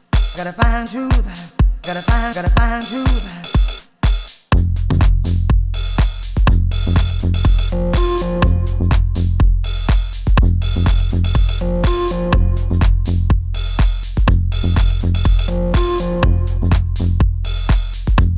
Gotta find truth. Right, so I made myself a little tune there, and I'm saying, oh yeah, that's dope, but I want to, what with that last bit, I can just fast forward here and go, all right, well, I'm there now, and then it'll play from there. But if I wanted to change the quantize or anything, I can just go back and forth here. So if I wanted to, I don't know, for some reason, I decided I want everything to just turn into 8 triplets. Then I'm in there, and then I can go shift back here, shift quantize, and now I'm in 8. Well, I didn't do select, so what I should do is shift hold, and then I could go all tracks, and then I should be back. But I don't know if that did it because I wasn't paying quite attention. That's on apes. So was that on apes now? Shift. I'm on apes there. Oh, do you know what? I wasn't playing that. That has already done it on it. I just wasn't playing that because I wasn't. Again, sometimes you have to pay attention because there's so many different ways of doing it. There we go. So yeah, and that was just me not paying attention. So. Yeah, so that was that about clips. And let's see, what else have we got? Was watching. Right, let's see. Yeah, that's shift. Probably the way. Like I said, there's two ways. Can you use all the interface once I get. I keep forgetting to use all the interface once I get into editing the screen. I get stuck there on the screen. Well, you'd be all right. It's just singing. Where is it? So it only affects selected notes, or if no, you can. So Gozigong, you can select affected notes. There's multiple options here. You can do all events. You can go across to here. You can do selected events. You can do a range of events. There's so many different. You could do it from the start. You could do the length of the types of events. You can isolate exactly what you wanted to affect the quantize. It's limitless. It's limitless. Like I said, this has got a lot more sophisticated stuff than some DAWs out there. Like I said, the operating system is quite immense. Sometimes it can be inundating because I don't know how simple people make the music or how complex they make the music. So I tried to show things in a way which are helpful. One of the main things what I wanted to show, because it's such a brilliant thing, I was going to talk about the arpeggiator, so let me do the arpeggiator because I said I was going to. So I'm going to go and I'm going to clear all that stuff up on there. And how do I do that? Is by pressing delete, and then I can just go clear, and it'll clear anything out of the arranger. It doesn't clear my song, so I've still got my song there. I'll get rid of the rest of them because I don't need them at the moment. What I do want though is the bass, because I wanted to show that arpeggiator. That I like I said, I'm not convinced about the arpeggiator. I don't think it's very good. I think it needs a whole rehaul. It's the only thing, I suppose, what's a real bugbear for me is the level of the arpeggiator in the Akai Force. That said, I think it's better than the one in the MPC. I think it's similar, but I think it's a bit better. I think it's got some other stuff from what I recall. So it's better than the one in the MPC, but it isn't as good as stuff now. Man, if you look at Reason, you look at... the Cubase has had a great one for years, like years and years before anybody else. Reason's got an amazing arpeggiator and stuff like that. The one in Ableton is like, you can make your own versions of it. There's things where I only discovered, like when I was doing the arpeggiator, I didn't realize I could put the key in after or the key in before, and then how the notes would change from that. And then that wasn't even something I'd done on me. And in fact, how you can set up the chords in that so that it's playing the right chords. I never realised that you could do that. Anyway, we're not talking about that. So, the arpeggiator, the best way I think of using it myself is if you go to Step Sequencer and use arpeggiator in conjunction with Step Sequencer. I personally like this. The reason why, and I've got this as a bass, I've got no, Anna, let me do a bass line, because that's what I was going to do right at the beginning when we got into all of this. So, here we go. Now, in the step sequence, so let me change over. I'm in my screen. Dagnabbit, there's about 9 billion screens here. So let me change over to the step sequencer. I have to laugh at myself. I'm not quite there. I'm getting there though, like British Rail. So, Easy Elbow Media Studios, nice one. All your stuff is ace, man. And I'm glad you've come on board to see. So ask any questions, ask anything. Anybody ask out. I'm here. Did you leave the gate on? All right, Brian Church. No. Something went haywire. I think my battery were running out, and something went haywire there. So, like I said, I'm using equipment from like 1995. So, no, that's an exaggeration. But I'm using my phone basically. So my phone might overheat or loads of different things, and that's how you're seeing this. And then I've got OBS, and I'm trying to get to grips with OBS, but I ain't got no Stream Deck, so I have to do this all manually. So anyway, Arpeggiator and Step Sequencer. A lot of people get confused about the step sequence, this step sequencer thing here, especially when it comes to melodies and that. But it's really quite nifty. You can come up. The greatest thing about this machine is you'll come up with stuff where, in ways that you probably never used a machine in that way before. And it's Undaunted Death, nice one. You probably will come up with ways that you've not really thought of, going, oh wow, I can use it like that. So let me explain. If I go to Step Sequencer and I go to Melodic, let me explain a couple of these.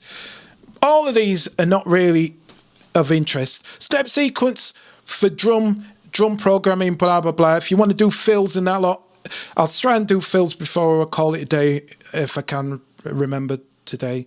Right, because there's a couple of ways you can do fills. You can do quick fills, and that's quite easy. And I'll try and show that if I can remember. Melodic for bass lines and melodic notes, great. Lanes, nah, whatever. And I don't, not dismissive. Don't watch that. I'm not going to get into that. Lanes, no, not getting into that. Monostep, no, not so much. Not poly is interesting. Because that's where you can change lengths of chords and you can move stuff around. So you can create a chord and you can look at it and you change lengths of chord because you can go into that one note and you're not affecting everything else. So I might try and do something with that. And poly or mono 8/8 is just an easy way of seeing 4 bars. That's the easiest way of me describing that. That's an easy way of seeing what's on 4 bars. That's why I always say, when you're doing stuff using Step Sequencer, keep to 2 bars and you can see everything there and you don't have to worry about, well, what's going on underneath it. And then even when you're using 2 bars in this length, when you get into the arrangement, you can use step sequencer and just move along the pads. And that's a quick way. So now let me go and me change it to melodic. And melodic's quite dope because what it is it's laid out slightly differently. So, oh, that'll help. Has my sound gone again? No. Right. There's something, I've done something. It's, oh, good Lord. Put mute on. No. Something mute. Why is that muting? Why is mute on? Do you know? It's a strange. I'm having a bit of a strange day today. I'm going to delete that and just do a new one. I don't know what's going on there. So I'll just do that. That's muted again.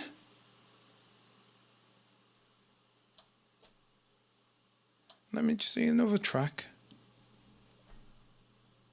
Oh, I must be in solo. Oh, I'm in solo. Oh, my gosh. I'm nearly going to start screaming. Oh, it's a conspiracy. It's a conspiracy. Right. So, here we go. I've got, I nearly did it. That's why I never use them solos. I usually record them. The way this is laid out is quite nifty because remember, whenever you see the root, you can see, or any note, it shows you where the octave is in that note, right? And what that means is there's a pattern there. So for example, it's an octave. Octave.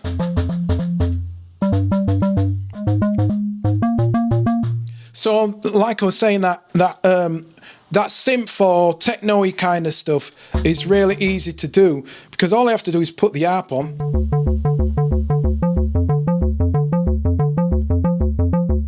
And then I could go through and, let me shift and harp, and then I could go through and just change the different ways that this plays.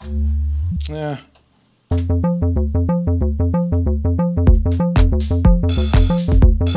Obviously, this is trash, this one. So, the only thing I don't like, again, another thing what I don't like, and I've said it before, or if I haven't, I'll say it, and I can't remember what it was.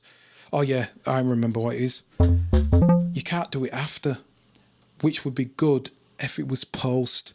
So i.e., I could put the notes down and do that. Now, nice one, Paul. Much appreciated. The problem doing this way is I don't know what rhythm I'm going to be doing, so I'm going to have to hold it. There's a way around, kind of. You've got latch, so you can I could kind of go like this, and then I could go down and.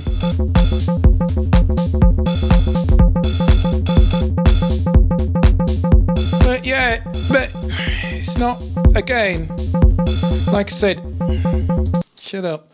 I'm not convinced. Like I said, that's why I don't really show the Arpeggiator. I'm not really that convinced. It's got stuff in it. They're improving it slightly. I don't think I'm breaking any rules saying that. That I'm assuming they're improving it slightly. Who knows? But that's the Arpeggiator, and I don't look at that. I didn't even put the harp on. I should have put the harp. But like I say, you can kind of do like your little. You can go if I go here to matrix. Let me go back to the harp. Right, if I hold. Oh, I don't even need to. Do you know what? I know why that was sounding janky then. I thought it sounded a bit janky. Let me go back again. Step sequence. I thought it sounded a bit janky. I was like, that's janky. A nice one ran round the producer. Yeah. So let me go back. So like I said, because it was on triplets. Do you know what I mean? Let me bring that down.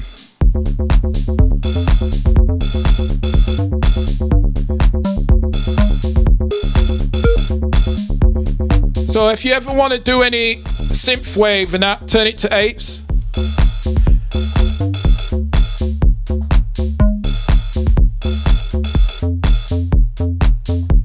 So I don't you know that I don't know man you. Do you know what I mean? You can do all that, and it's really easy to do because it's in octaves, and if you get free.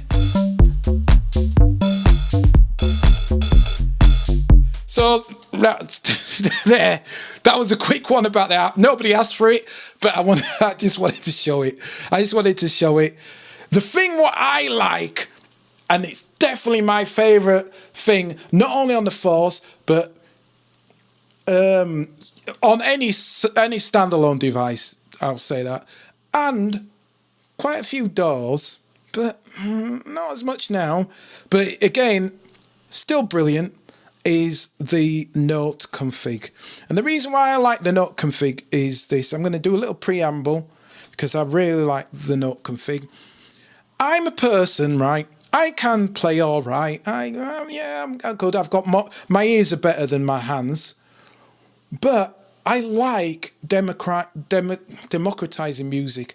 I like the idea of everybody who isn't like musically, no understand music theory, having a chance to have their ideas realized and for them to sound right. So I like any time a company helps people who can't really play or don't really know how the keys work together. And especially with this machine, it's so easy to get things that sound right and decent. And everybody out there who's not musically skilled or anything, who's got the Akai Force, you need to start using Note Config, because this is going to help make sure that when your music's there, it sounds right. Remember, unless you're making music for one, i.e. your two ears, right, other people are going to hear it. And you want them to hear a good version of whatever you do, because they're going to compare it against everything else, unless they do music, because or your friends, because your friends are always going to support what you do anyway, or they're not your friends, are they? And people who make music appreciate people who make music, so they're supportive. But it's the people who don't make music, that's who you want to go, because they're not going to care how it's made. They're going to care if they like it or not. So the reason why I said that is Shift Note Config is your friend. This thing is your best friend. Scales, best friend. Puts you in key. Make sure every note you play is in key. So look at this. I'm going to make something random. I don't know what I'm doing. Literally don't know what I'm doing. In fact, I'm going to even pretend I don't even know how to play a note in time. Nothing else, right? Nothing else. So I'm going to use step sequencer. I'm going to go into the melodics. So I'm there in the melodics, and then I'm going to add notes. So I like that sound of that note. Ping, ping. So I'm going to add ping. So I've got my ping. And I like ping, so I'll have two pings. But I like them closer together. All right, and then I'll 16ths because I wanted them. No, I want a bit more bounce because I like, because I hear that kids are into bounce. So there, and then I'll go, and then I'll do a lower one. A lower one's probably cool. Oh, that's too long. Oh, that's nice. And another one.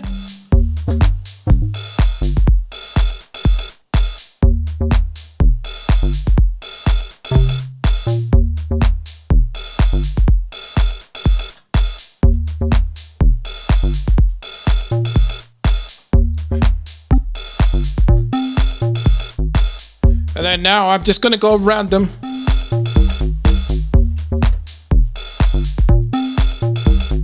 And then, right, so let's say I've just made that up and I'm like, good Lord, that's terrible.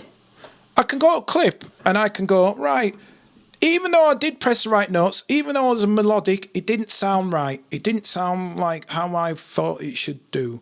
And truthfully, I should have really gone, I should have gone to that one, because that's mono steps, and that'll give you the notes, and it'll also give you the strength there. But it doesn't really matter. We did what we did. If I press that double, you used to be able to press that twice fast and it go back to drum. I don't know if it still does, but we'll see. So, right, I listened to that and I'm like, holy moly, that sounds like a mess. But I can't still play. I can still have a chance at it because I can go to edit and I can go pitch quantize. And now I'm going to say I want this to quantize all of these notes C minor, and I'm just going to do the whole scale. So I'm going to just keep pressing until I hear something I like. Don't close, but just keep pressing, see what happens. Oh, well, no, sorry, my bad. Do you know what I should have done? My bad. What I should have done is I should have gone to, where is it? Random events. That's my bad. So I'm going to replace all these events, melodic, and I'm going to do it into C minor,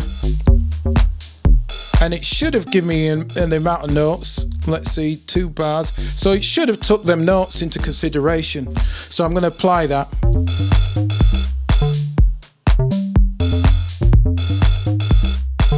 Oh, I like the first bit of that, so I'm going to keep that. What do I like? So I like that first bit.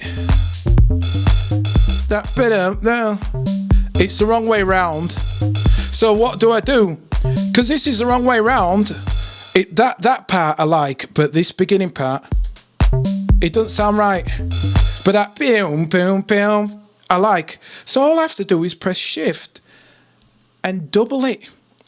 So I've doubled the length for that. And remember, if you've been watching from the beginning, if I press that, I've got them all there. And then all I have to do is move using clip. I can actually do it this way. I could do it this way as well. I keep forgetting that you can do it with this.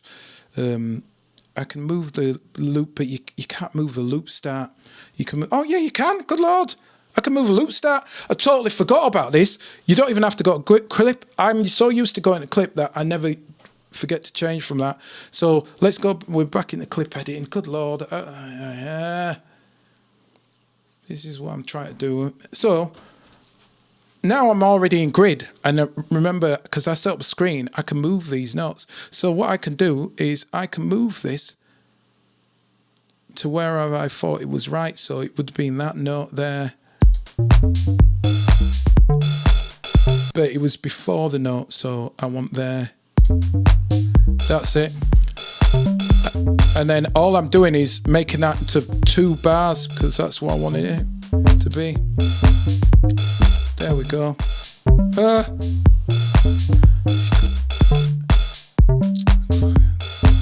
Butterfingers. That's what I could have done. Well, I did it there. So I've got that in the right way around now. And then all I do is I can go to clip and I can just trim all the rest of the mush that I don't like. So now I've got. So here's where I can get into the weeds a bit more. Right. I can go back. Remember what I was saying? In step sequencer, melodic. I go back to melodic. I see what notes shine up.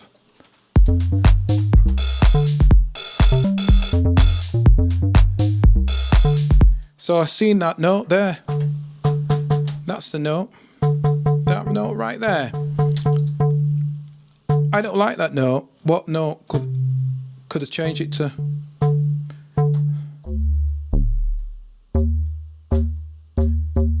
Could I change it to that? Maybe. Okay.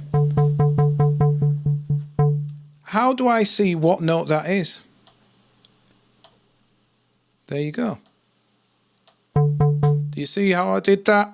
Shall I explain that again? Right. I highlighted the note that came. I'm going to do it again. So I'm going to just go anywhere, right? Right, I'm here. Right. I looked for the green note, the lightest green, because that's the note I wanted to change. I selected it. How do I know where that is? By pressing select now, and it shows me that there. So I can change this note to a different note. I've kept my finger on select because I know it was there where I wanted it to be. It was there where you know what, I wasn't. So let go. It was, no, it wasn't. It was, let me undo that because I can't remember where it was. Where was it? It was, yeah, it was there. Right. So it's that note. Oh, I think I got rid of it. Was it there? Oh, it doesn't really matter. Oh, it is there. It's that one. It's that note. Right, remember it's that note. So it's that note. So if I get rid of that, and then I go there. So now I've got that note there. So I move. If I don't like it, change it again.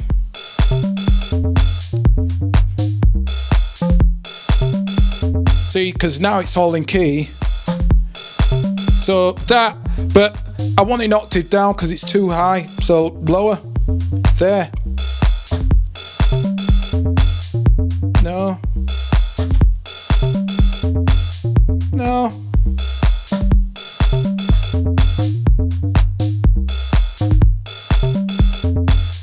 So yeah, so I'm going to add that in there, that note in there.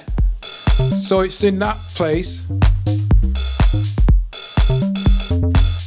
And I could go to the so I'll look for the shine where it lights up. So that's where it lights up.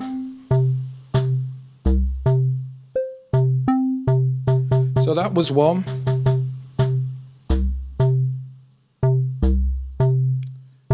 That was one, and then that next one up there I'll highlight because I can highlight that just by highlighting it there.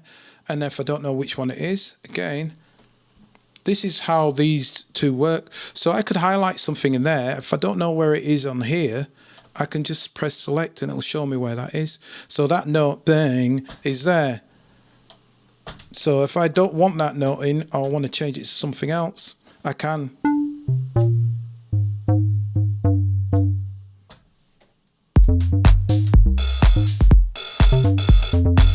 There we go. So, what was my point? What was my point? Oh yeah, the point was note config. So we'll go back to note config. I went into a couple of things there because I got so excited about what note config can do. Yeah. Do you know what? It's got a nice bottom end. There's some nice basses. And there's ways you can put. Anyway, I won't get into that. We'll have to do a mastering session one time. And what I need is more question asking or something, even prior, because certain things I'm so used to doing now that I don't even really have to think about it. So let me just quickly go to here just to check something. Right, that's okay. Okay.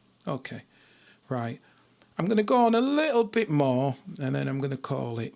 But and I hope this has been helpful, because this has been, like I say, this is the second time now, and I've actually started to get a bit used to it. I'm going to have to figure out to get one of these Stream Deck. Easy, Caleb.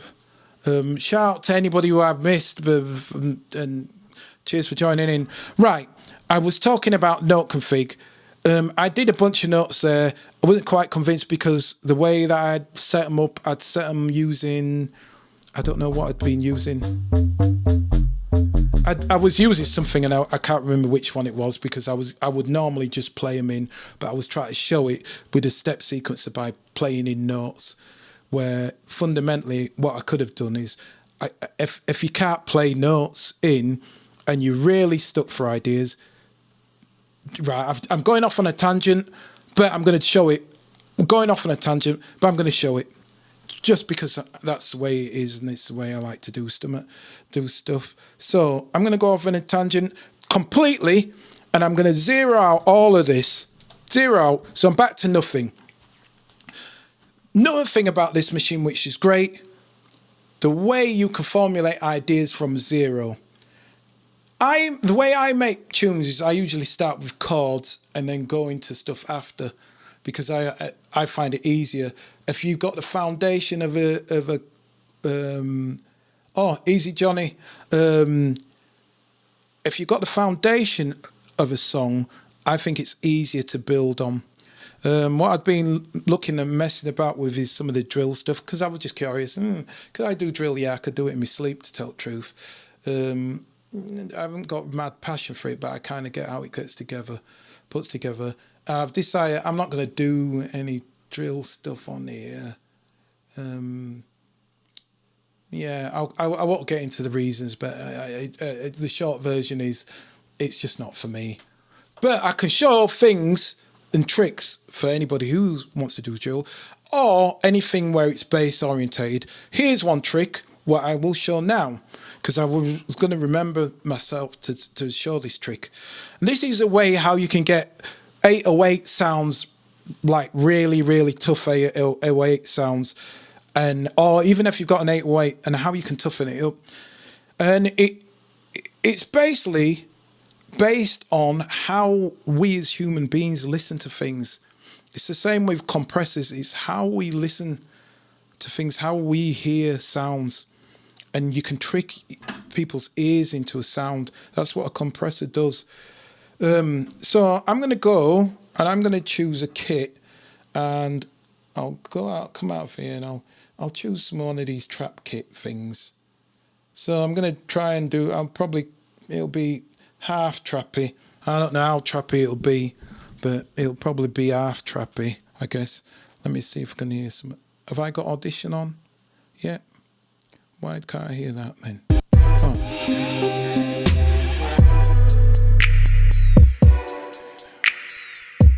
It's annoying. I keep tapping the buttons. I have to reach across, man. Let me see.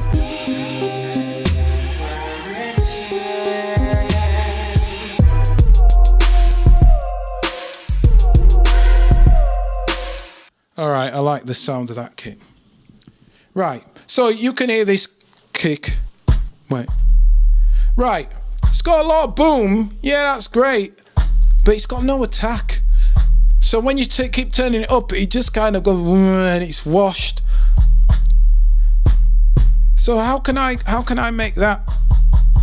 How could I make that a better sound, like, so that it's got more boom to it? So here's a quick trick. I'll do it to 1. I'll show you on here. So I'll go edit pad. I've got that nice and boomy, but what it's doing is there's no moment of attack here. And what I want an attack. So I'm going to move, I usually have that on the second layer. I'm going to move this bass one to the second layer. What would be cool is if you could just copy that across, but you can't. So here's what it is. Do you know what? I'll do it with the second layer. I'll just do it. So I'm going to go and I'm going to load a kick. So I'll just look for a quick kick here somewhere. Go here and find a kick. Just a kick, one of these house kicks. And all of this stuff is the content. So all of what you're seeing me do here is literally what you could do with what you've got now.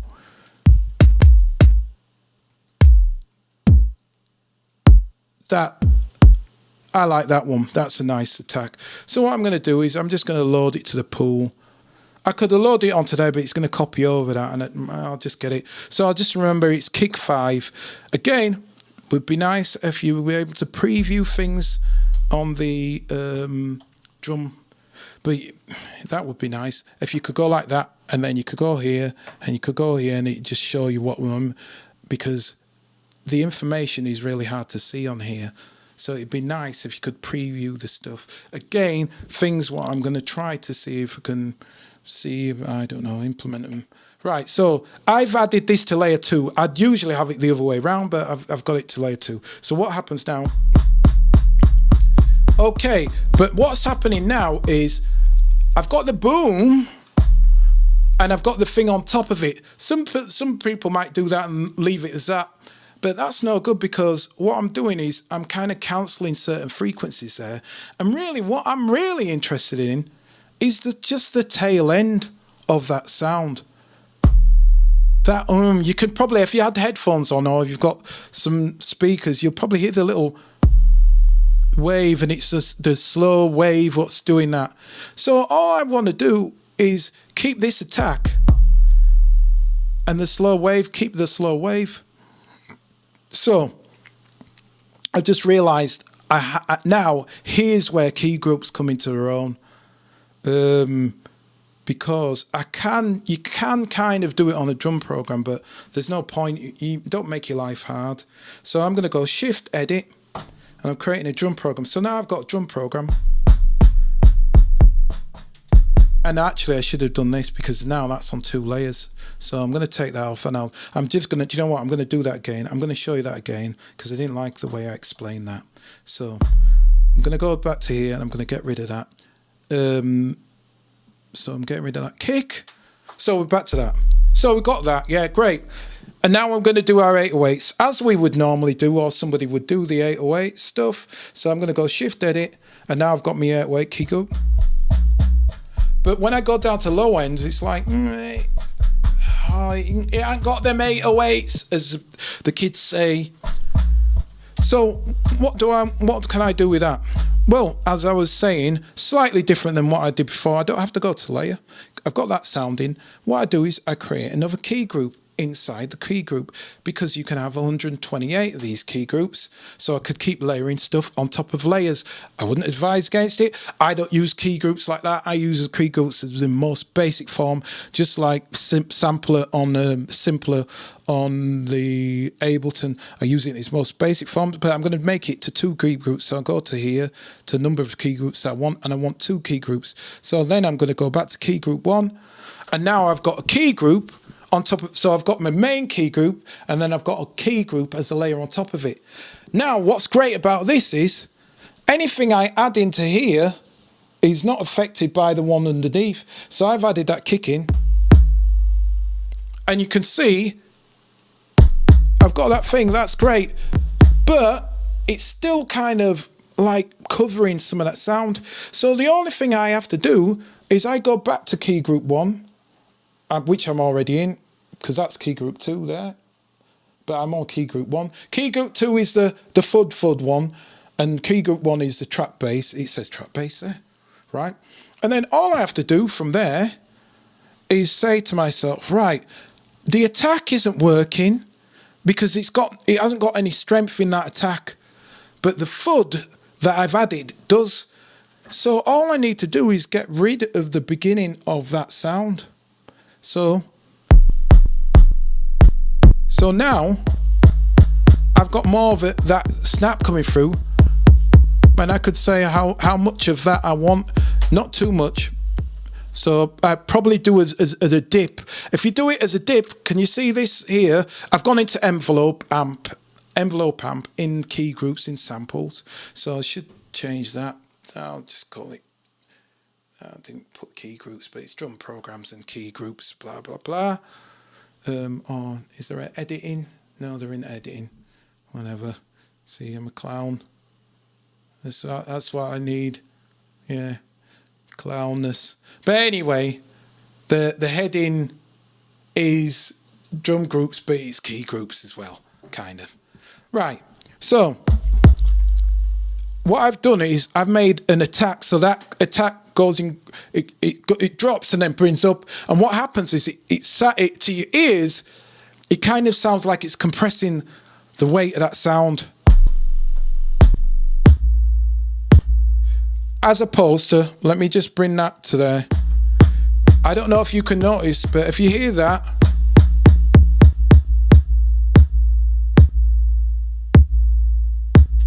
it gives a different impression to your ears. So all I have to do is decide how much of that force do I want? How much of that attack? And again, it could be. It's an easy thing about how I do that attack. Can I do it from there? I didn't even look. I can even do the level from there. I didn't even realise that. So we'll go to key group 2, and then I can just turn down the level. So that's quite cool.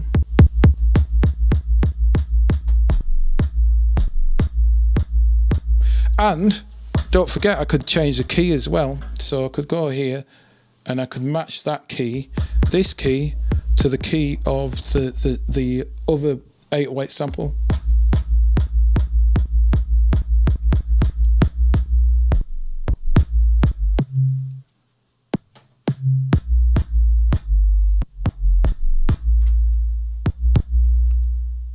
And let's see the difference. So I don't know what key it was.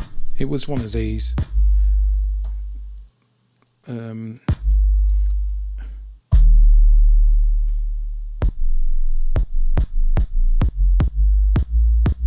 It was one of these. There. I think that's it. So look at the difference. And that's just got a little bit of attack. I could bring that attack up a little bit more. Key group 2. Go back to global.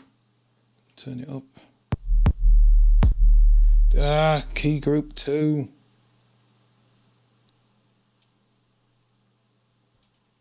See, this is why I don't like key groups that much. I don't really mess with them too tough. Okay, so that's got a stronger 808. Let's try and make something out of this. Because, like I say, it's better to just play things with myself. So, I don't know. Was it 140 in it? Well, no, they're slower now, aren't they? They're like 120 and stuff in it.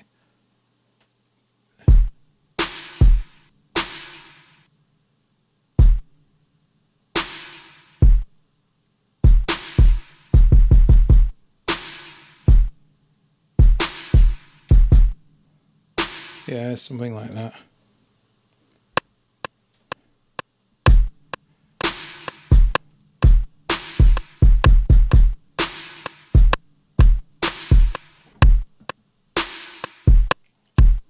And then the 8s.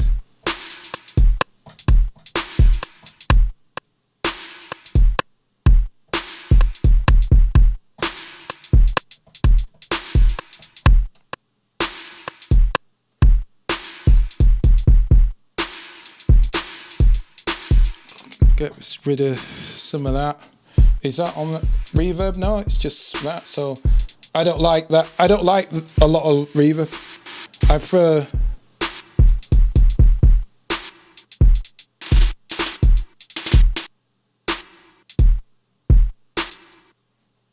oh, it's got 2 sounds. That's why.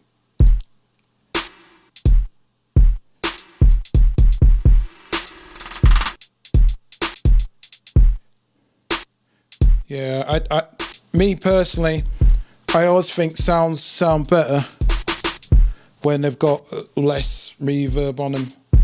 So I'll add a decay onto this, bend that round a bit more, and then I can just extend that out a little bit more. This one.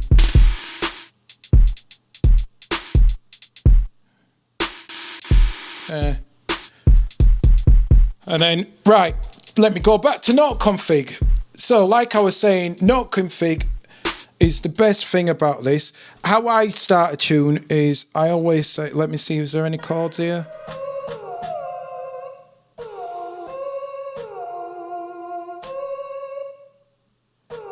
Oh, we'll add these in, No, we'll add chords in. So what I would do, note config, I'll get myself something, a plugin, and I'm just going to get a pad.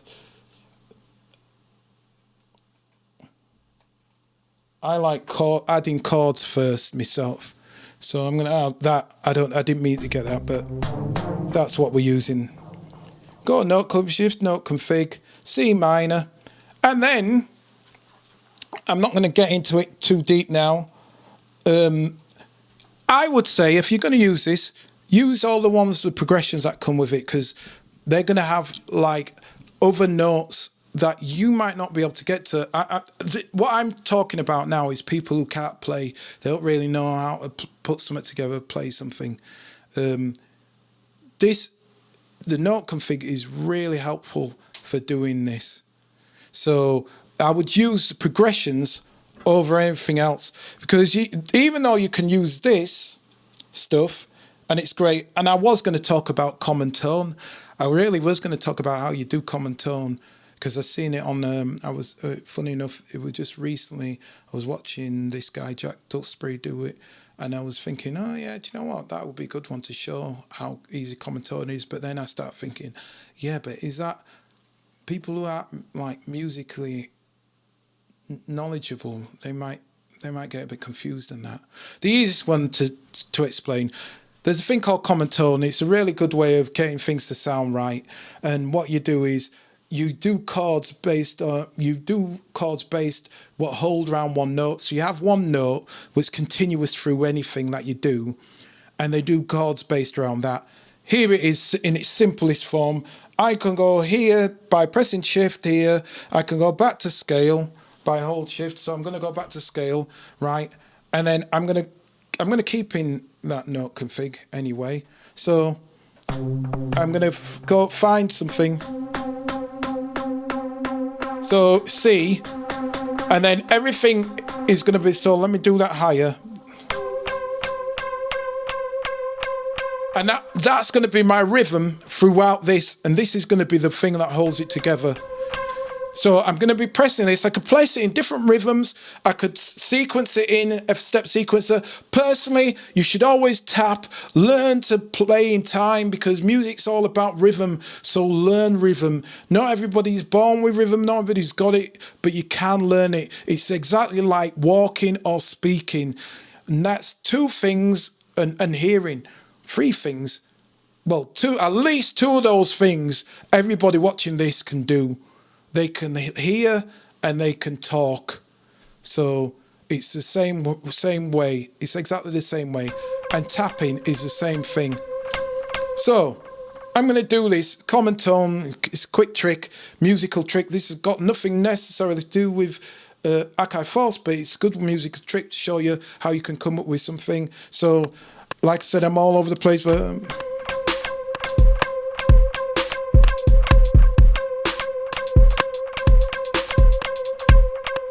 now, that rhythm was terrible because I didn't really know what I was doing there. I wasn't thinking about it. But now that I've got that note there, I should be able to find other chords that will work alongside that. So I'm gonna change to sevenths because I like the extra note. So I've got sevenths, 1, 3, 5, 7, and I'm going to use it as a harmony, just to harmonize. I'm keeping it mad simple here, and then if I press notes, so that's going to work. So that's one, and it'll tonally work. Some ones might not feel right to my ears, so I can choose which one. No, I like. So I'm going to add that one in. And here's the thing, you don't have to do everything all at once. This is another thing what I like to explain. Don't do everything all at once. You like that? You don't know what the next chord's going to be. Leave it, it's all right. Turn it off. Keep it on click. I could keep the metronome on. Turn it off here so I can audition stuff. Maybe I like that. Second one.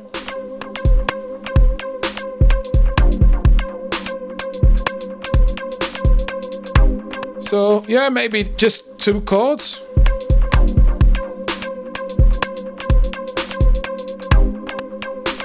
Maybe a change-up chord, maybe.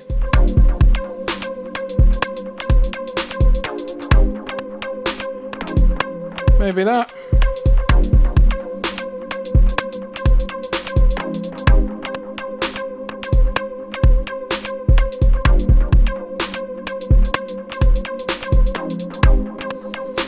So there, I've got the tone now. And I'm like, oh, that's great, cool. But I've got the foundation of that tune and my body. Now, like I was saying, not keen on ARP, but it does have its uses. So I'm going to go and I'm going to put that back in. I'm going to go and I'm going to shift clip and get a lead by choosing a lead here. I don't know, this East Coast. I've got no idea what. I'm just. Oh, that sounds terrible.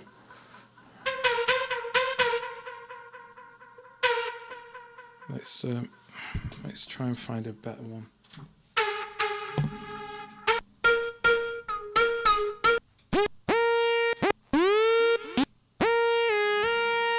Yeah, something like that. Put filter on it.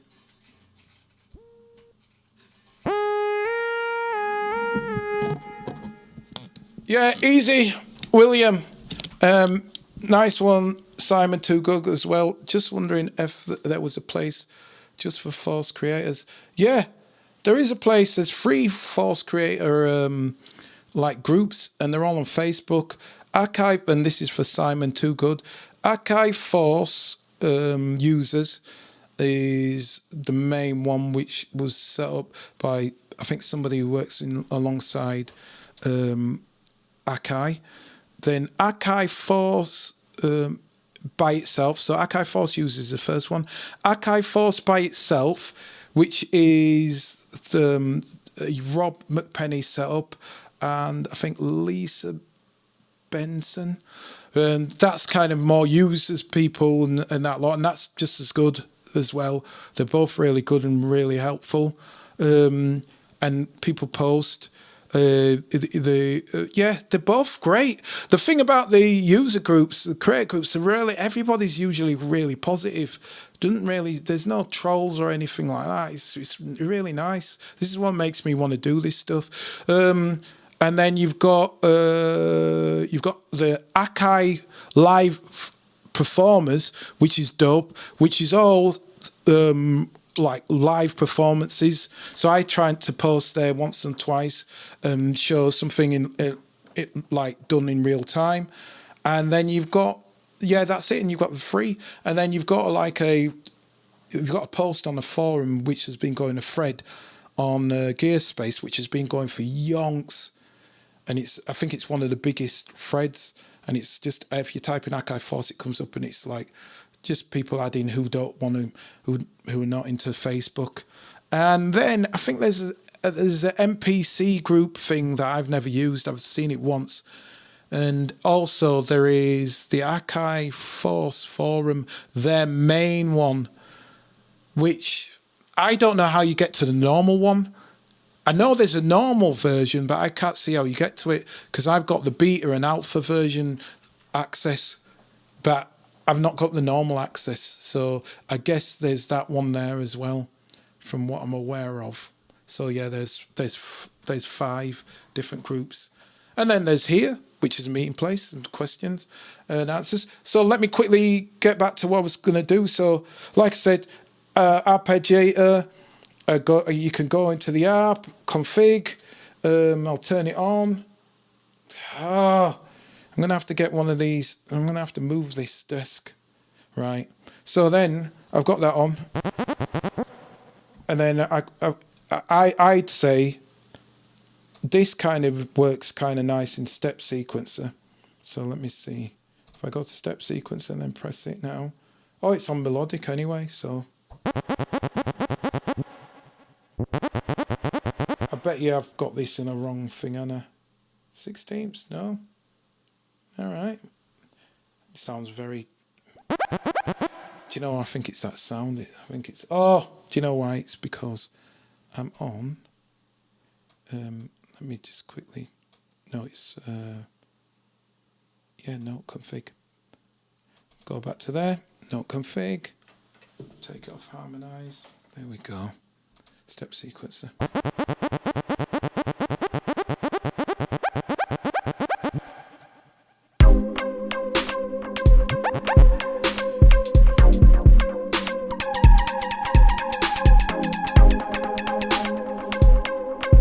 Like I say, I'm not convinced. I've not even convinced myself with that. So I'll take it back with the harp. I'd rather just play it in manually. I'll be honest. I'll play it manually. But yeah, I've got the thing there. I'm going to go back to scales, take the harp off, and then I could play stuff in manually. So...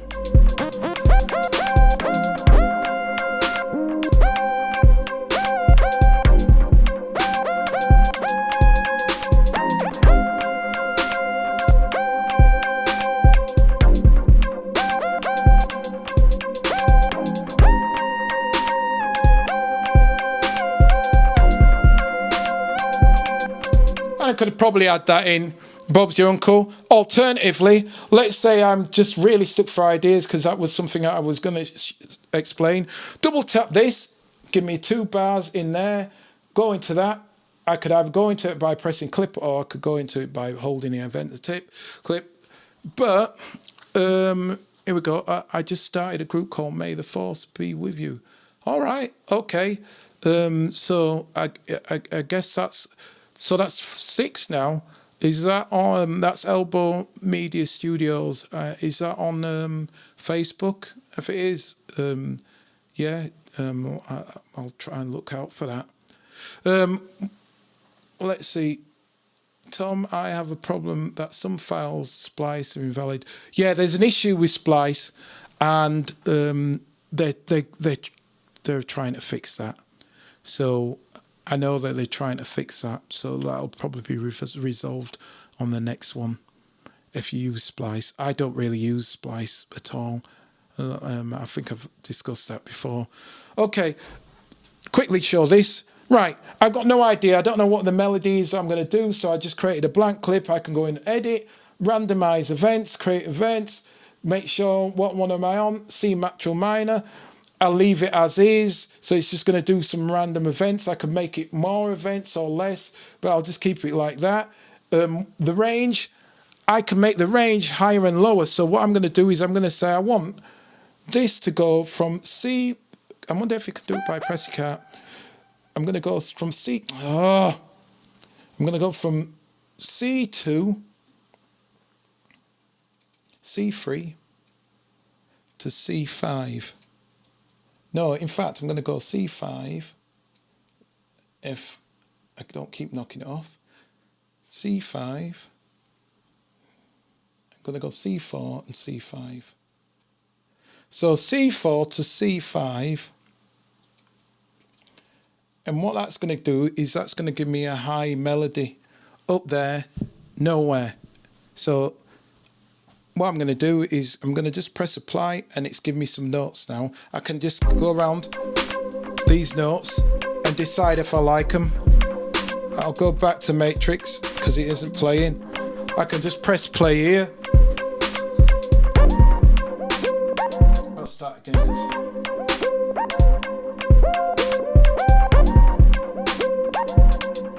Yeah, that's all right. The sound I don't like, so change that sound up.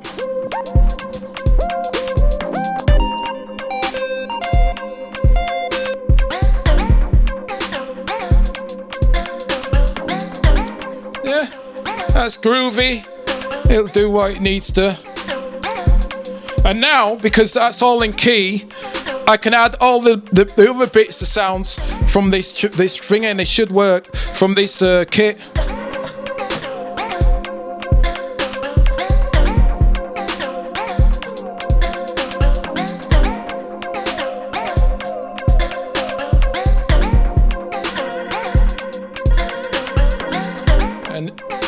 If something's not quite right, I could change it up.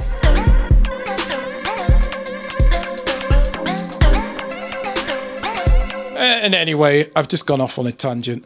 So, I don't know. I think I showed some stuff today. This one was less unfocused. This was more unfocused than the other ones what I've done so far, because I really want the input from the people who come and view this, and that's what I want to do with this live Q&A. So what might help is in the comments on this, if people could say what time is good for them. I'm going to do them on Thursday, and then I'm going to see how many numbers come up. 9 o'clock works for me because that works in America and that works in the UK and Europe. But I realised Amit was in India, so he can't really tune in because that's like 2:30. So maybe a 6 o'clock one might be better. Maybe I'll do 6 o'clock. You tell me. Anyway, I hope this has been helpful. It has been a bit dubious, I will admit. There was a lot of things I wanted to show, and the real power of the Force. Yeah. But otherwise, I hope this has been good to watch. And as I say, don't forget... Just do it! Make your dreams come true! Just do it! And subscribe. I'm gonna have to get this Steam Deck. Shout again, thanks to Paul Bedford and Dean. That's it, Dean. I forgot Dean Bedford. Sorry, my apologies. And Paul for contributing. And maybe if I get enough pennies together, I'll be able to get that Steam Deck. And I'll get it more focused for next time. And if you like, you say, man, don't get knacked for work, but appreciate you for staying and tuning in. And like I said, ask questions because I'll know how advanced I should describe and show things, because there's a lot here. And I'm trying to keep really simple, but I'm also trying to keep musical at the same time. So if you tell me, and the questions, I'll know, I can go, right, blah, blah, blah, I'll talk about that. Where otherwise, because I don't want to end up just doing a load of fancy tracks and everybody, well, that's good for you. You know how that works. You've got fancy music coming out. We ain't got no fancy music. We don't know how to turn it on. So that's why the questions really help me. So will there be will they please make a false Bible already? Well, somebody can. This is my version of a false Bible. I don't fancy writing all of that down. Like I said, there's a lot of information here. I just want to show you, just so you can get things musical. Not config anyway. If you take anything away from this 2.5 hours, right, not config. Get to grips with it. It's the best thing you can have if you don't know how to play. If you don't know how to play, you don't know chords, anything like that, note config is your friend. The best friend in that is progressions. Get through them progressions because there's good stuff. Remember, the progressions, you can use one note. You can use one chord from each progression because why? Because they're going to be in the same key. You can change the key or change the notes and it'll be in the same key. The only thing you need to watch out for is the scale. So if you see something, quickly before I go, am I on the right?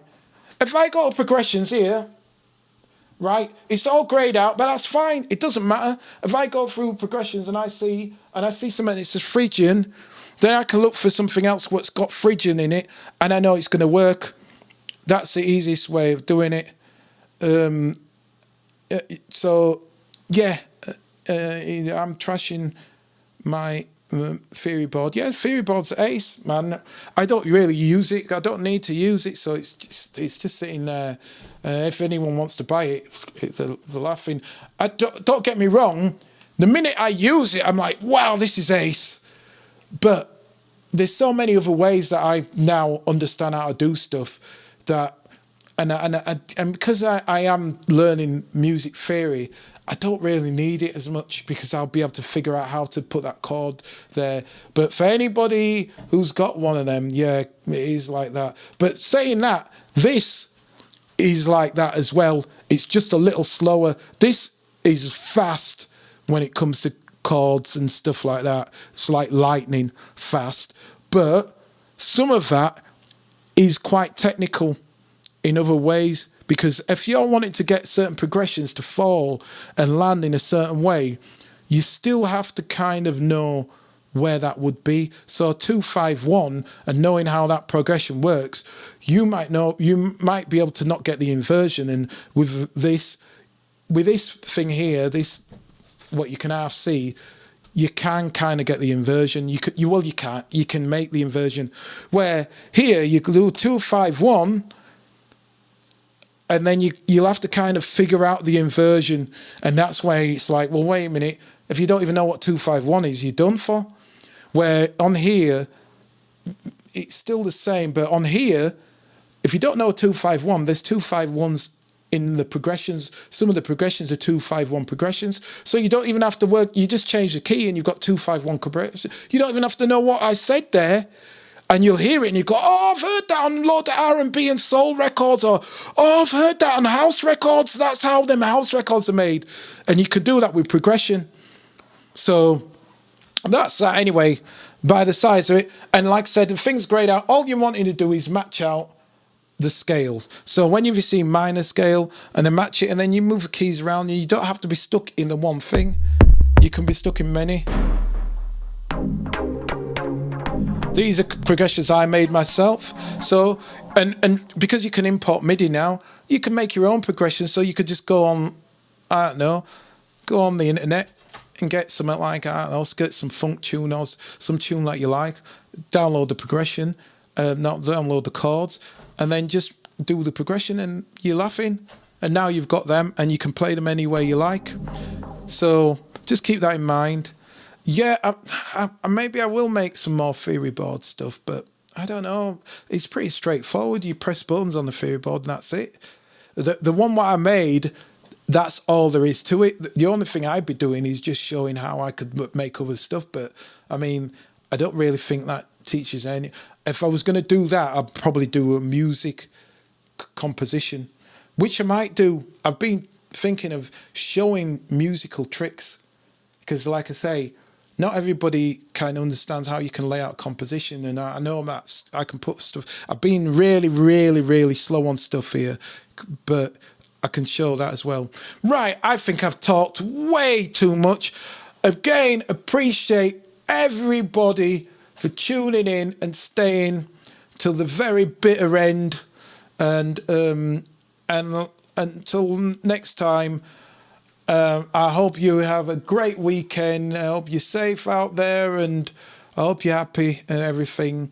And I'll catch you next week, because like I say, I'll just do these on a weekly basis now. So get questions, get them ready, and then I can just show in real time, or maybe I'll just make some up. Maybe I'll just write something, and we'll see. Maybe I'll write something, like I say. All right then, take it easy, everyone. As always, like I say, peace.